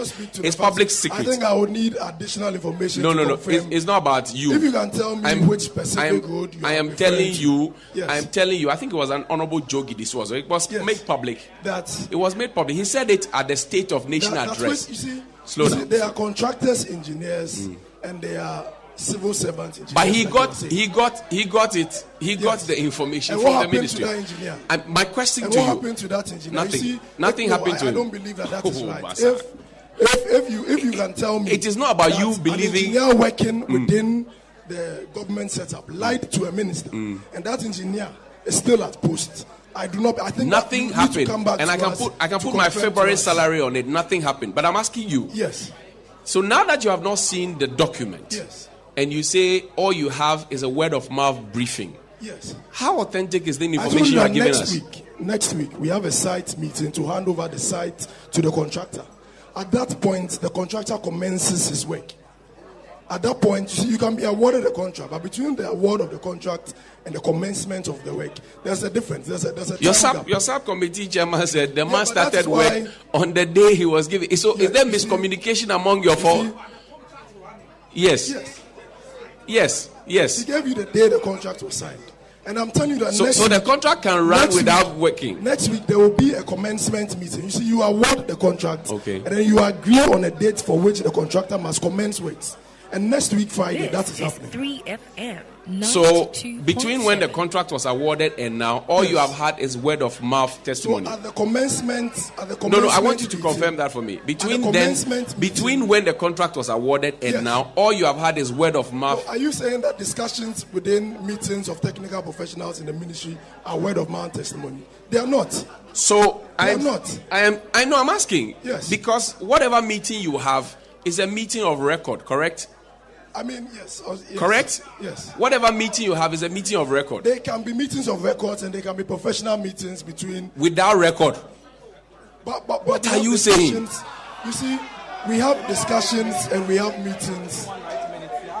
So nobody writes minutes. How do we remember what somebody said at a meeting? I am not understanding you. When we have meetings and when you have a sit-down meeting with the regional director, when you have a sit-down meeting with the national director, you do not necessarily, it is 2 or 3 people. We will not necessarily at that point need to have, because my senior is calling and is asking that these are the things that are going on. Is that standard practice? Is that standard practice? Yeah. That not all meetings, yes, not all meetings are. Is that standard practice for a major project like this? Is that the standard practice? Next week's meeting, which is the commencement meeting, will be recorded. So the meetings prior to that were not recorded. The meetings prior to that between the internal setup, which is the supervising agencies and the stakeholders, which is me representing the assembly, was not necessarily a formal meeting. Okay. It was not a formal 3FM 92.7 is an extended version of Community Connect. 13 minutes after 10 on your radio. This is Community Connect. We're coming to you live. Mr. Sufi, thank you very much. I'm grateful for your time. I see a lot more faces. Let's speak to the women. I'd like to hear from the women. Let's talk about disability issues, 1 or 2. Yes, Chief. Let's speak to him. That's Mr. Nati, right? Is that Mr. Nati? Oh, no, sorry. Yes, boss. Good morning. Yeah, good morning. My name is Joseph Odemensa. Yes, sir. And I represent a group of disabled called More Hope for Disabled Foundation. Okay. And I'm going to talk about the Lekma Disability Fund. Right. In fact, for More Hope for Disabled Foundation, we are not happy about the way the Lekma Disability Fund is being running here. Why? Why are you not happy? We are a group of disabled who knows what we are doing. Okay.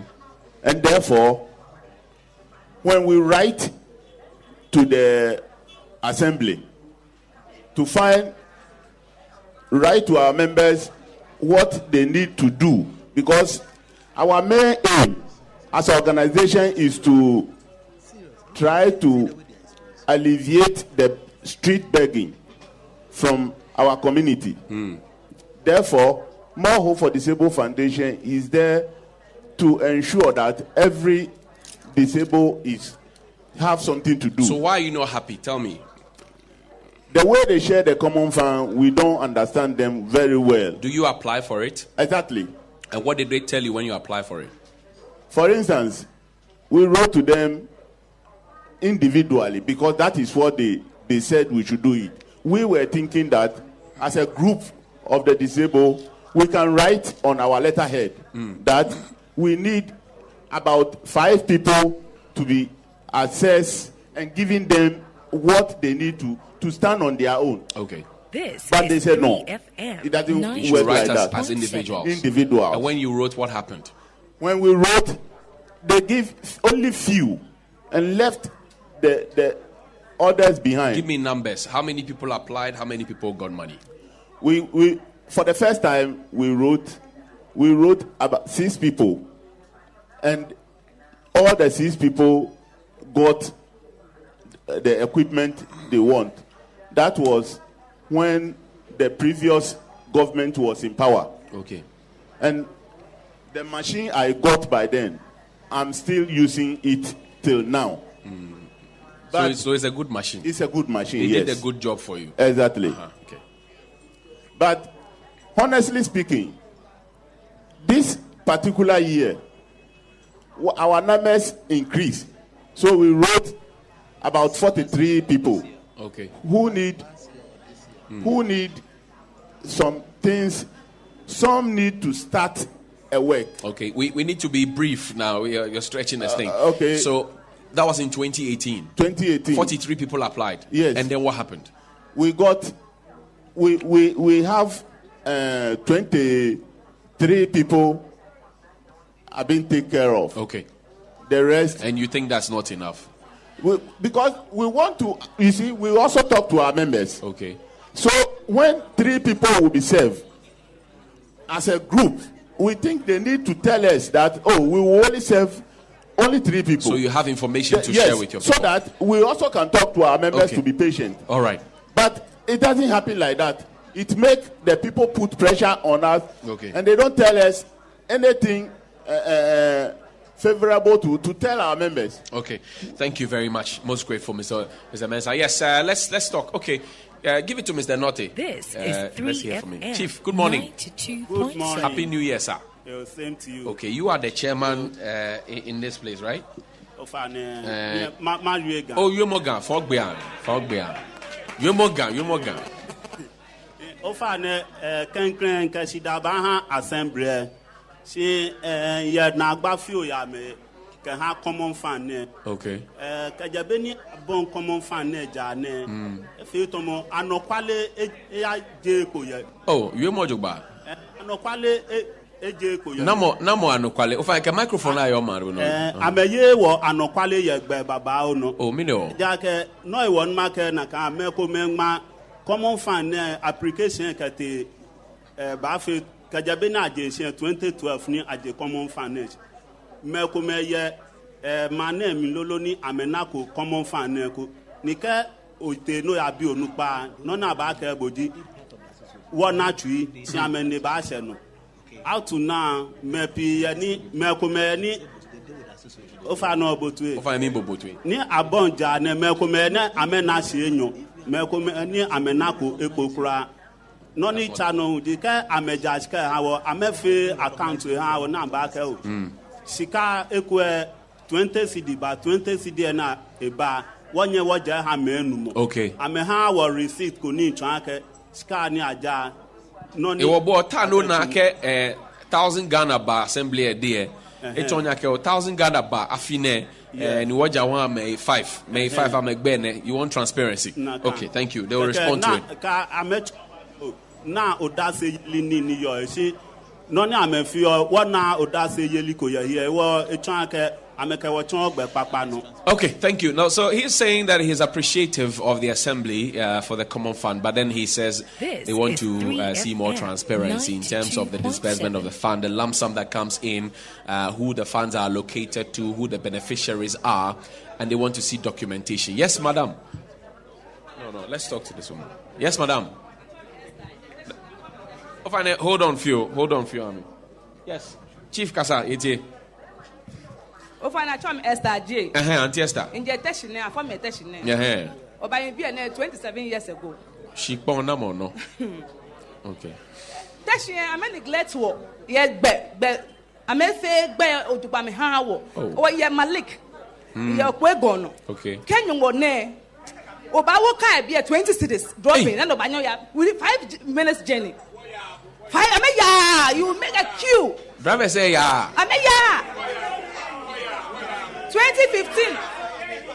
2015 I feel car no woman can be through I feel no woman can be fekete.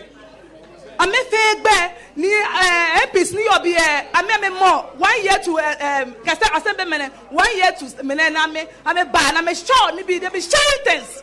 What is the sharing for? Choice, honorable choice lives at Greater Estates. Okay. We have portals. We have many portals over there. What I mean, I'm a fan of what I heard this last weekend. MP New York work and pay. What are you going to do in that work and pay? Why the roads are not good? Car work and pay. Work and pay. What's that? One part me fire cashing. I make pan be a da. Okay. What nigga grab a pomo or you got to watch cafe poker. You me any your con and can bear in 2000 or 2 years ago. Can broken bros can fill Jimmy Fang. What I've been to I'm not people. I'm buying more. I'm for the same thing. So stop sharing things. Thank you. Let's listen to the drivers. Mino car won yeah. Mino. Yeah. Mino nye to one aka mino. You me off I know you are done. I told me Edward Mate Collie. Okay. Yeah. Taxi local taxi north. Driver Jimmy. Yeah. Off I know near one way aji. And no quality of me, a mobile catching him on a be what taxi driver say car wobo dropping like a boy Malik Berno. Go Tombiano would descend ye alloway Berno or Baka Yeme. No new dollar for Fengi.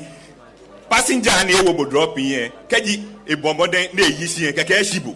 Keke boka ngotomi ko ba che onyimi me na me ba wa boe boka je me ani wo ba bi question kwa ka le no kedi aba fe program to moneke ani wo nyimi mo nu pa ni yo alo wo che me onu pa ma onu pa ani ame bo to na me nu olo kedi ame nu ani ame twon e ni lo behu fe bonus ani ame laka wo bianto ne wo miefu wa wo driver fu wo miefu wa kedi nyumbone kedi nyumbone no ba bi akoba wo drop no ba ya heko wo sumo wo ya because wo ba ka egbe no mini wo ni beke be ne fe teshin wo jime ni wo declare winner bia ne no ni wo ta na ni wo yu ne bia na ba fe campaign ni make winner wo no wo vote ha me sikaja megbe na na me win etape keka mechi wo in fact e ha wo miefu wa do bia nto ne wo to wo yu ake and won wo tax ni wo pay o ta flat many you enjoy gbe road there ye legon is legon gbe ke ni bi e wo tashi bi e and wo ba mi lo kaji wo ye mi and adenta no ni ba ye je me adenta bia me fe wo ni kaji awie noko ye ne ke gbe na he e ha wo mi fu ake no ni ame fe ye je me ni ame chigbe na me shatai ke ni bi e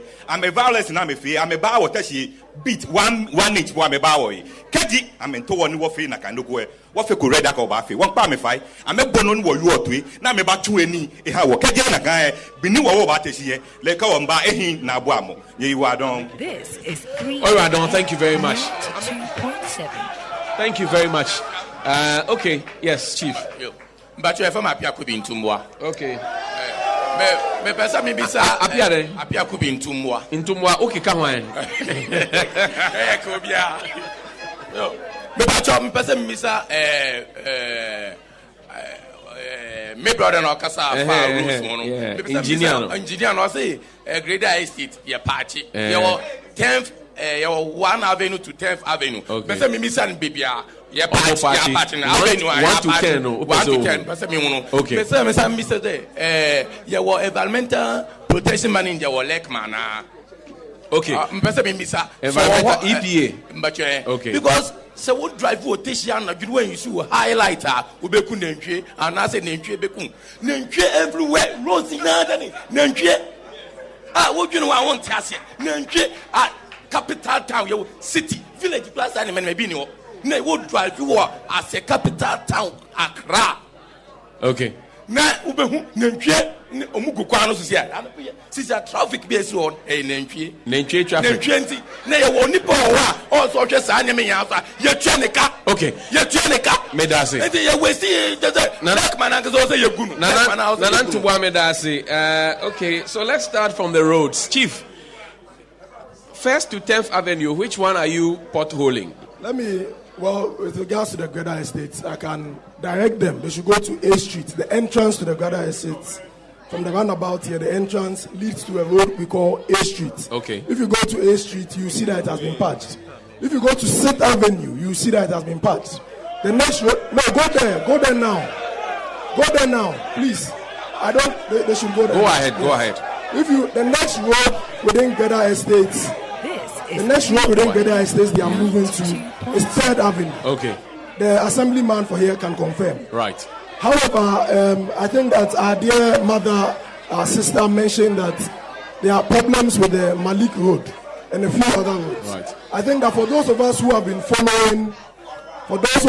followed the budget review and the budget for the media budget review for 2018 and the budget read for 2019, you would have seen that there's a Sino-Hydro project under which certain roads within the Greater Accra region were listed. For Teshi, they listed the Demo Road. They listed the Sea Lady Road. They listed the Alloway to Malik Road, which is the specific road that she has mentioned. They also mentioned the Tebibian or Baptist area road. So within Teshi, within this 2019 period, that project, which was approved by Parliament in its last, before the roads, just before December, they've approved that amount of money to be used for these roads within Teshi. So I like to allay the affairs that approval is different from disbursement. You know that. Yes, but it's a step forward. Approval. It's a step forward. Mentioning that you will be fed is different from being given the food. And we know that there are ministries, even in this country, who are told you will get, for example, last year Martin Amidu was told you will get 120 million. He didn't get 120 million. But this is a Sino-Hydro project. It's a different project that is being funded not from our internal funds, but by an external funding arrangement. Okay. Quickly, thank you very much. We're grateful. Let's talk about the transparency, the documentation, and I think, Chief, you should answer it for me. Yes, sir. Yes, boss. Yes, boss. Yes, boss. Urban Rose, Works Department be na major metro. Hallelujah. Na kona chewa. Obaya back to Tafo, don't shame me. Any traffic light here, ma. And no more engineer na can road any back baby here. No more engineer. Give him the mic. Now he's talking about the Tafo Junction traffic light. Junction, Tama Road. He's asking how that traffic light to here and mobile who engineer it. Nka question nje nya na atwi mo fia mo na atwi wa na atwi yo atwi wo fa ne bo engineer wo fo no nka wie mo baba dabi o fa na ne we ne te shebele engineer bo nka wie mo ba ne bo le ncho bi le na dabi jele no ke insene no ba o fa ne no ha ne je la ka insene no ba ba fe mo din mo ka wie no ko ye teshi o fa ne o fa ne no ha pa commenter la bi ene wo fama assemblyman me nyo ka me te fe ke ta bi na ambele mi ojo ba one but model on her community. No me pama bi akashi jame road na engineer bus stop nkwa bus stop ile mu ni kete ka fo net here the whole Africa wa ba ko ja wata shi na epe mini bulake ha o yete shi kana ni you driver fo kana ni you ka da me nya ka mi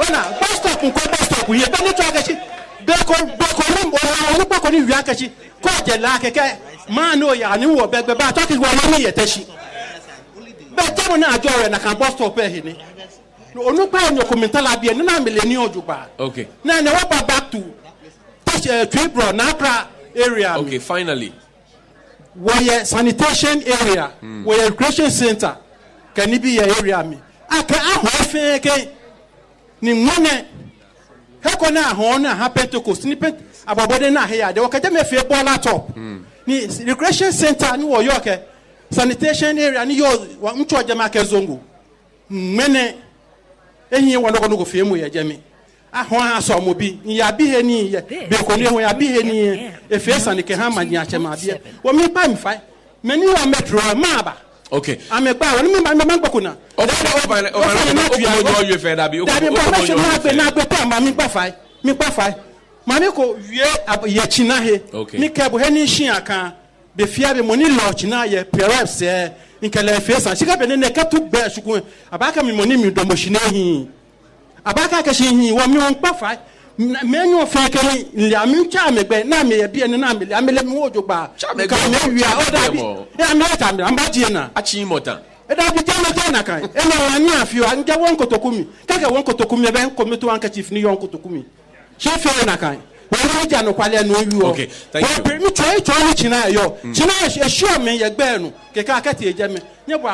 Atafutu, thank you. Atafutu is talking about the fact that the cattle are becoming a nuisance. He also speaks about the fact that there's a bus stop that's facing one other, at a particular junction somewhere. We'll get answers for that. And then he talks about the fact that the roads are bad, and the fact that there seem not to be order in terms of managing the municipality. Chief, yes, you want to talk about the bus stops? No, speak English for me so that... please give him a microphone for me. Give him a microphone for me. He's talking about the Tribune station. Yes, that's right. The bus stop that he's talking about. Now we have a station there. The Abochanya Lorry Station. Okay. And the idea is that, and it's something we haven't enforced as an assembly, but it's something that we are working on. And we hope mid-year we're going to enforce that thing. Why must it take mid-year to enforce it? We need to engage the drivers. But I know that the bus bay that was created was just on one side per your plan. The other one is not authorized. It just came to be. So that's an illegality. Why are you waiting to take off an illegality? Yeah, Why? let me explain it to you. Okay. The lorry station that we are talking about, if a driver is coming from Accra, they're not supposed to make the turn at the traffic light that our father made mention of. Okay. They're supposed to go straight. When they get to the Bochanya, the public toilet junction, then they will make the left turn. Okay. So it's going to be a one way. Okay. If a driver is coming from Tribune, when they get to the bus stop, then they will then make the right turn to Accra.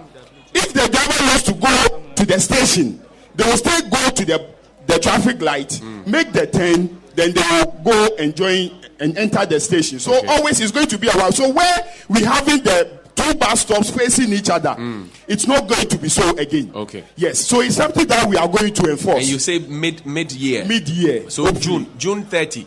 Absolutely. Should I come back June 30? You will come and you will see. I always will come back. Jonathan, notice June 30. We are coming back and see a different thing altogether. Thank you. Number 2, let's talk about the greater estate. You have spoken to that about. Let's talk to the assemblyman. Assemblyman. Yeah. Welcome, sir. Thank you. Happy New Year, sir. Many happy returns. Your heart is nice. Good. What is your name, sir? I'm Godfrey Charles Hammond. Yes, sir. Pleased to meet you. Nice meeting you. Number 1, the cattle, Nenche. What's the plan? Yes, we have reported this several times to. I'm an assembly member, but the issue we have is that when we get the cattle, arrested, let me put it in that way. Yes. We don't have a place to put them. Okay. So it's becoming a challenge. So the owners of the cattle have been advised to keep them, to feed them, but it's a challenge. When at night you are coming from town and you see the cattle roaming the streets, you don't expect an assembly member or an assembly staff to go close to the cattle and possess them. We don't have the skill. So it is a challenge. It's not only in Teshi here. Why don't you arrest the owners of the cattle? Well, that is... Because per your bylaw, there's supposed to be a standard. Correct? The bylaw of the assembly. There's supposed to be a standard. Yes. So the sanitation and environment people, we report to them. Fortunately, they are here, so they can take full responsibility to answer. Okay. But let me take care of the Greater Estate Street before I hand over the mic to him. Right. Like the road engineer said, I live in the Greater Estate. Right. I've been there since 1997. Right. I also drive my car on that street. And currently, the patching is ongoing. The whole of 8th Street has been patched. The whole of 6th Avenue has been patched. We are left with... Go on, please. I live in the Greater Estate. I drive in the estate. So why are they saying that you are not telling the truth? Well, that is what I want to explain to them. Hello, I should speak down. Okay, my yoga. Greater Estate me yo. No drive on the Greater Estate me. Ni aka assemblyman. Kaji porto se dem na achuwe ni bagba mi leche na. No, me can't work. I can't drive a car. No, they be a 6th Avenue. I failed the whole of 6th Avenue. This is a fact. This is not a political talk. Okay. Last week, 2 weeks ago, we were at Okaikwe South. The Member of Parliament for the area, Honorable Ahmed Arthur, he told us that a library that has been there for 10 years was fully functional. When we closed the program, we went there with our cameras. He told a lie. So when I leave here today, I'm going to Greater Estate. We will drive from 1st Avenue to 10th Avenue. I want to see with my eyes. Because I don't care in my J1. That is why I want to see. If you don't mind, before the program ends, I want to challenge those who are making so that we go with them. Before the program ends, let's go there now. Let your people go there. I'm telling you, the whole of 6th Avenue has been patched. Okay. We will the whole of A Street has been patched. Okay. 3rd Avenue is in the process. We have a place called Washing Bay. Okay. 3rd Avenue Washing Bay. It has started from the down up to the top. Okay. I live there. Mr. So why can I come in line? Thank you. Grateful for your time. Please put your hands together for Mr. Chosa Hammond. Chief, so let's talk to the municipal people. Yes. The cattle. Chief. Yeah. I'm James Nyangan, the Municipal Environmental Health Officer. Yes, boss. And on the cattle issue, we have issued notices to the owners and they are not complying. So, fortunately for us, even I didn't know this thing was coming on. But yesterday, we started sending them to court. The person, one of them has been sent to court. He is having most of the cattle, about 150, which is not allowed. So yesterday we went to court and the court have adjourned the case to 14th March for hearing. What took you so long to enforce I am a new officer. Hold on, sir. Hold on. I just took over. You took over when? September, but we started with notices. So to educate the people because some are having large volumes. I like to go back to the handing over notes that you got from the man who was here before. Did you get any handing over notes? I don't know how to answer this one. Answer it anyway. Answer it anyway. Answer it anyway, sir. Yes, sir. Did you get handing over notes? I will, in fact, I'll answer you in camera later. Oh, no. You are public. You are public official. We pay you with our taxes, so you don't have a secrecy on this matter. Because the Nenche is disturbing all of us. Did you get a handing over note, sir? No, my lord, no. Oh, no, we are not in court, sir. No. But I'm forcing to do it. I didn't get a handing over note. You didn't get a handing over note? Yes. Okay. So you are now trying to start the whole process? Yes. Oh, okay. Yes, sir. Thank you very much. Let's come to the MCD. Mr. Jima. Mr. Jima, I'm coming to you now. The phenomenon of the absence of a handing over note seems to run through all the offices that you supervise. What is the problem? I don't want to believe that. So I don't want to believe that because, for my information, which of course I'm sure of, there was a handing over note. To him? Yes. So why doesn't he have it? I'm saying that for my information, and then. Do you have a copy of the handing over note? Yes, I have. You have a copy, yes, of the handing over note? From the predecessor. Okay, so what plans did the predecessor have in curbing the menace of the cattle on the streets? Yes, I haven't wanted to speak to that, but because he was asked to do that, that's why I kept quiet. No, I'll ask you. You knew I was going to ask. So, initially when the complaint came to our office, we called the people involved. There were 3 of them.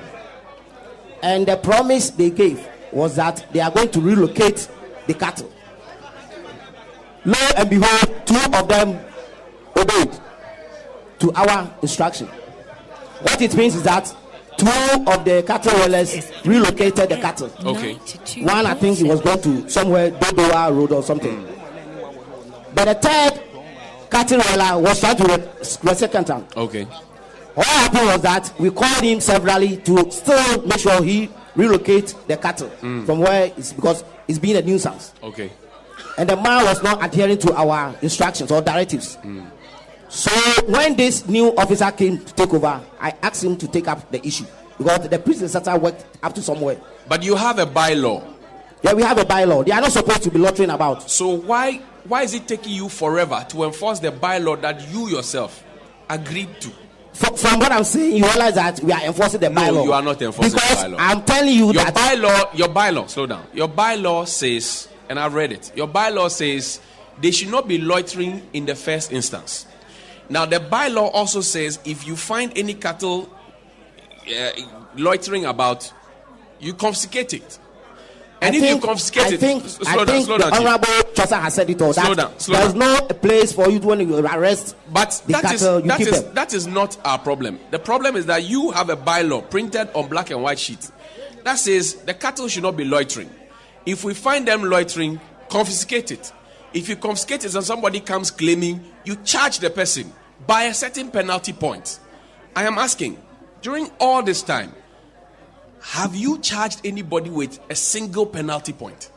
My brother, I think I'm saying the same thing. Have you charged anybody with a penalty point? We are in the process of charging them. As at yesterday, we have summoned the man before court. Until yesterday, they've been here for all this while.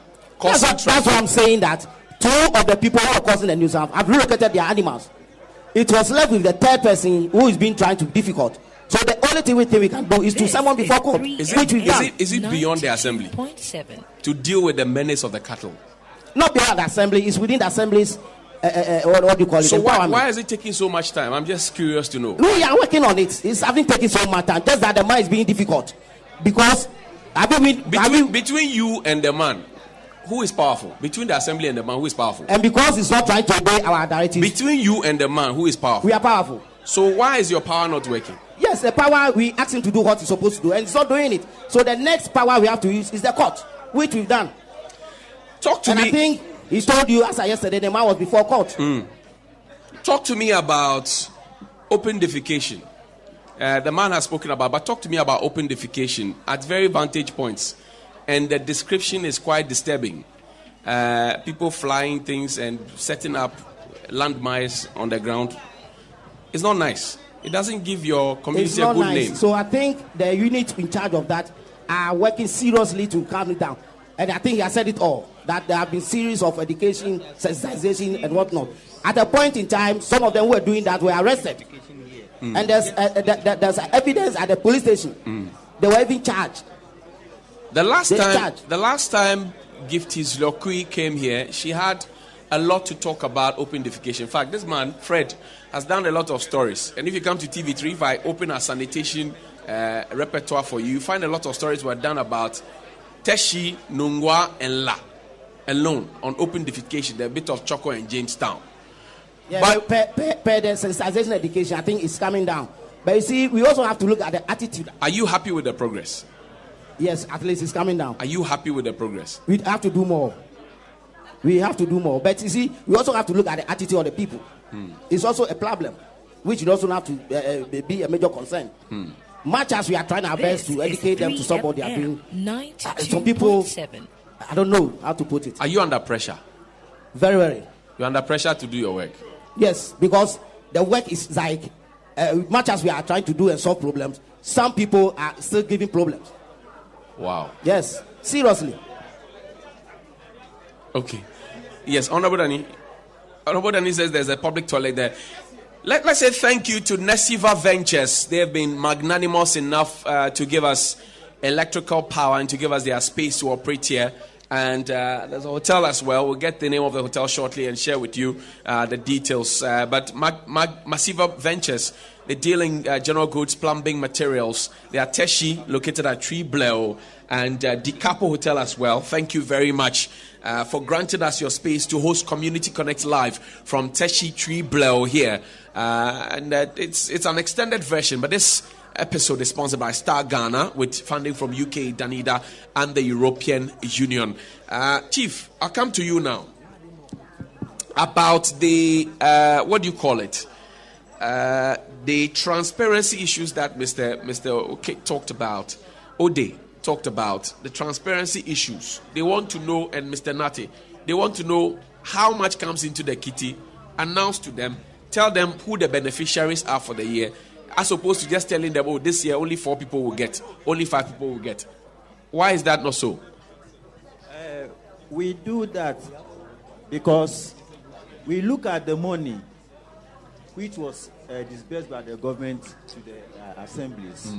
We look at the quantum and then we disburse it according to the number of applications that we have. That one is not in doubt. hand. They are saying that if you get 40,000 this year or this quarter, tell them that the money you got is 40,000. You have received this number of applications. You are sharing it in this manner, so they know who is getting what. It's what is done now. If that's the truth, it's akin to a landlord who is in charge of a compound house, who gets the electricity bill. It doesn't tell the people how much is on the bill, but goes ahead to give them bills to pay. Sometimes it could be in excess, sometimes it could be less. So moving forward, can we share information with them? Yes, information sharing is the problem now. We've told them, or I've told the committee.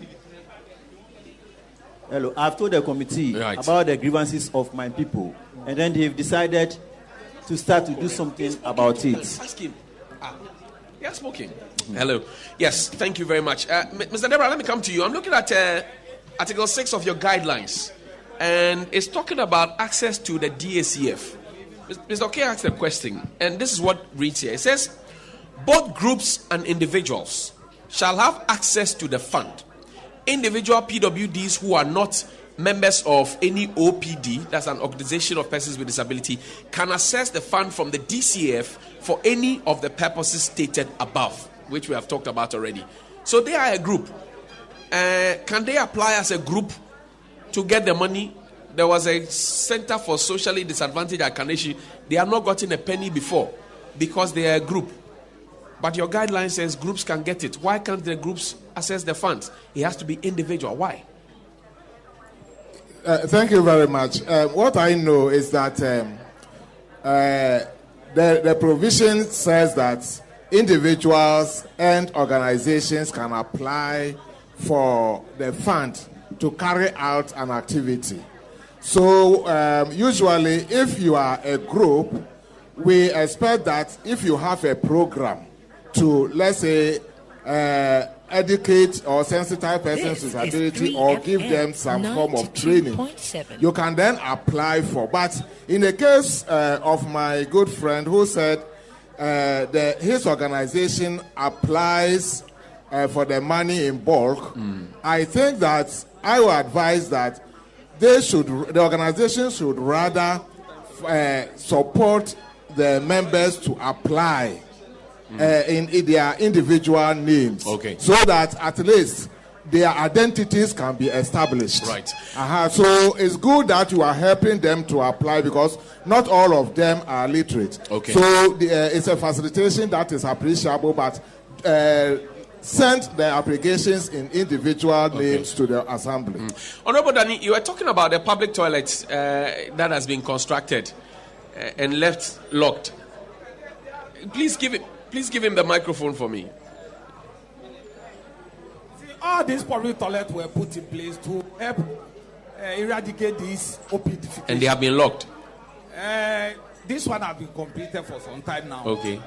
There's one also near the former MP's residence. That one too have been there for some time. My presiding member is just telling me that the one near the former MP's place, there is water coming from the ground. But there are people who have the know-how, even if you have water coming to your mouth, that they can work on it. Because public monies have been used. Right. And you see, if we don't put those things to use, then the people will be compared.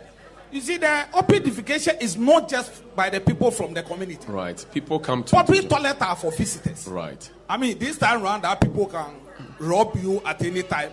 It will be difficult to open your door for a stranger that you don't know. Right. That's why the public toilets are provided. And so if a public toilet, because the one I'm referring to, where I started it when I was in office, and I left office almost 6 years now. It's almost 6 years. Okay. And so if those toilets have been completed and they are not put to use, it's just unfortunate. Let's get answers whatever effort we are putting in eradicating this. Let's get answers from the assembly. Will not succeed. So this one has water in it, but this one, the one down there, why have you not opened the toilet for public use? Okay, with that one, we have advanced, and I believe within next week we'll be commissioning it. Then the public can start using it. You commissioned the toilet? Yes, please. Wow. So you cut ribbon. Of course. So people can start utilizing it. You see, there was a problem, but I believe we've been able to solve it. We'll be able to solve it. And as we said, it is for the community, and they have to utilize it. But the process for which it was being constructed, was it in the right? It wasn't the right process that they have to use. We want to come to the commissioning. When would that be? The commission? Yes. I want to come. Before 15th. Before 15th? 15th of this month, we will invite you to come. So, do you have a date in mind? Because 15th is next week. The next week. It's Valentine's Day. You see, with those people in the area, they can test the rate. That you finish. The place. I'm asking this because there was a situation at the Kanda Estate cluster of schools. It's close to the Flagstaff House. They had a toilet constructed in 2014.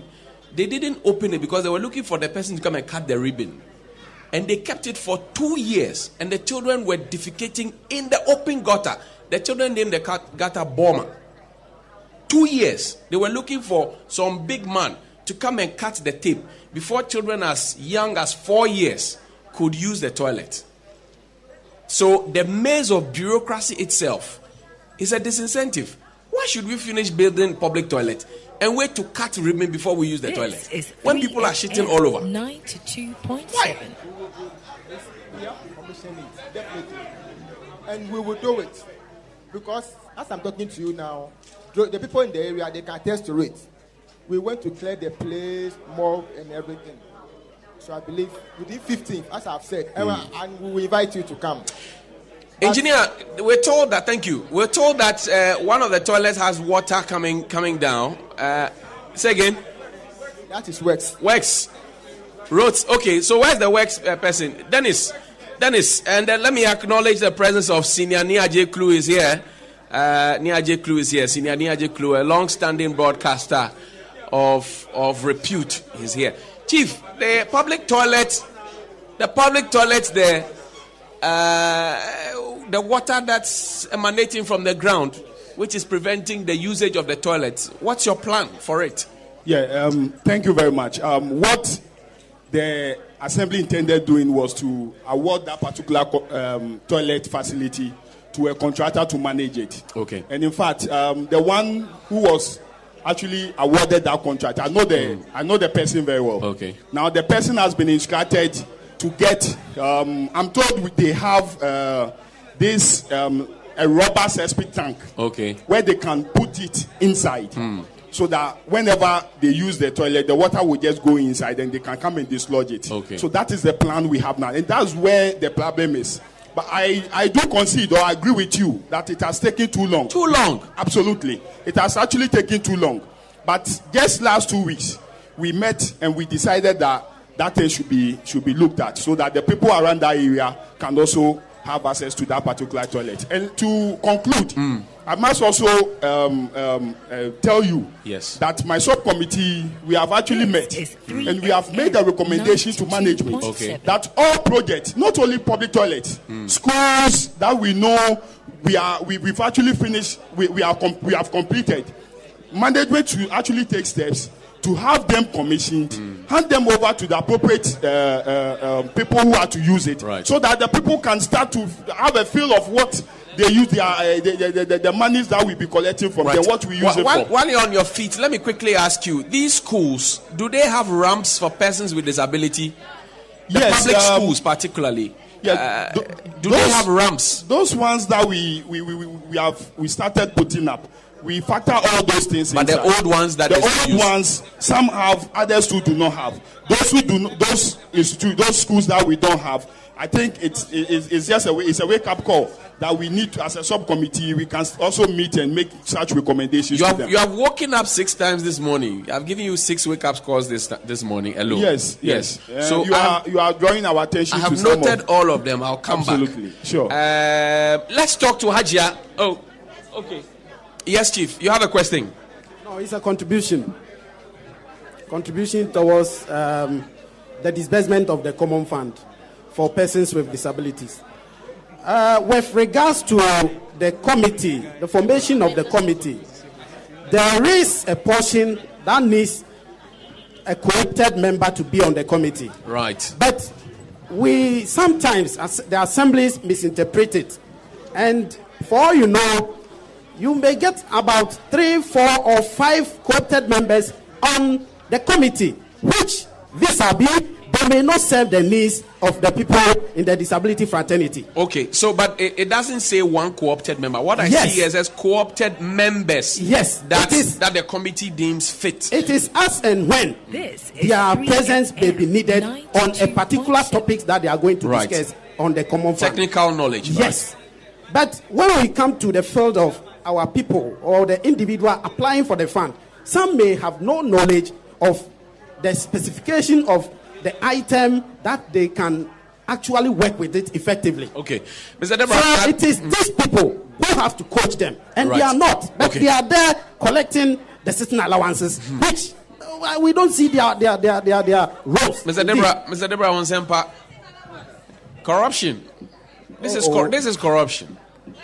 Well, I don't know, but what I know... This is corruption, because if you are supposed to be taking a straight road and decide to take a patch road, this is corruption. No, what I know is corruption is not only political corruption. No, what I know is that the fund management committees have 5% of the monies or the funds sent to the districts as part of their, what do we call it, administrative work. Right. And for that matter, they derive their city allowance and other monitoring expenses from that He's talking about the inclusion of persons without technical know-how in the committees. So like... Without? Yes. Mr. Botte's committee, for example, will have somebody who knows jack about the persons with disability, the disbursement of a common fund, and he's on the committee because he may be a friend or crony of somebody. For that one, it should be reported to the appropriate court like the council. Have those situations come to your attention? It have never come to our notice, because what I know is that it makes provision for co-option. And for co-option, we are talking about technical people who are to advise on technical issues. Will you investigate this? Well, as soon as we get official report to that effect, I will. Chief, please give him an official report so that we will deal with it. Yes, madam. Good morning. Morning,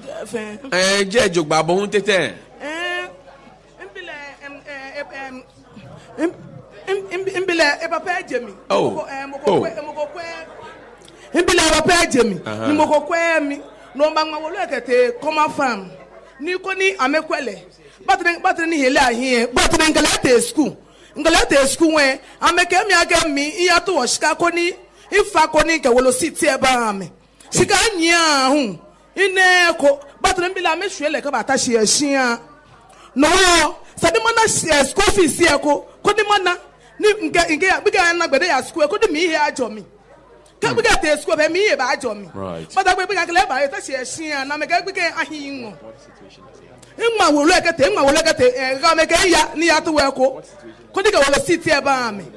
Ni imbe mo ko ese. Mi no ji che, mi no ji nye. Imbe mo ko e ko me je gba ma pa ide ame. Ame be loko na me yo. Over net total flash total flash. Thank you very much. And this is a widow who is lamenting the situation that she's been abandoned. She made an application to the assembly to draw from the district assembly common fund, but as it stands now, she is not yet to receive a certain portion or allocation. And she says that, well, her child,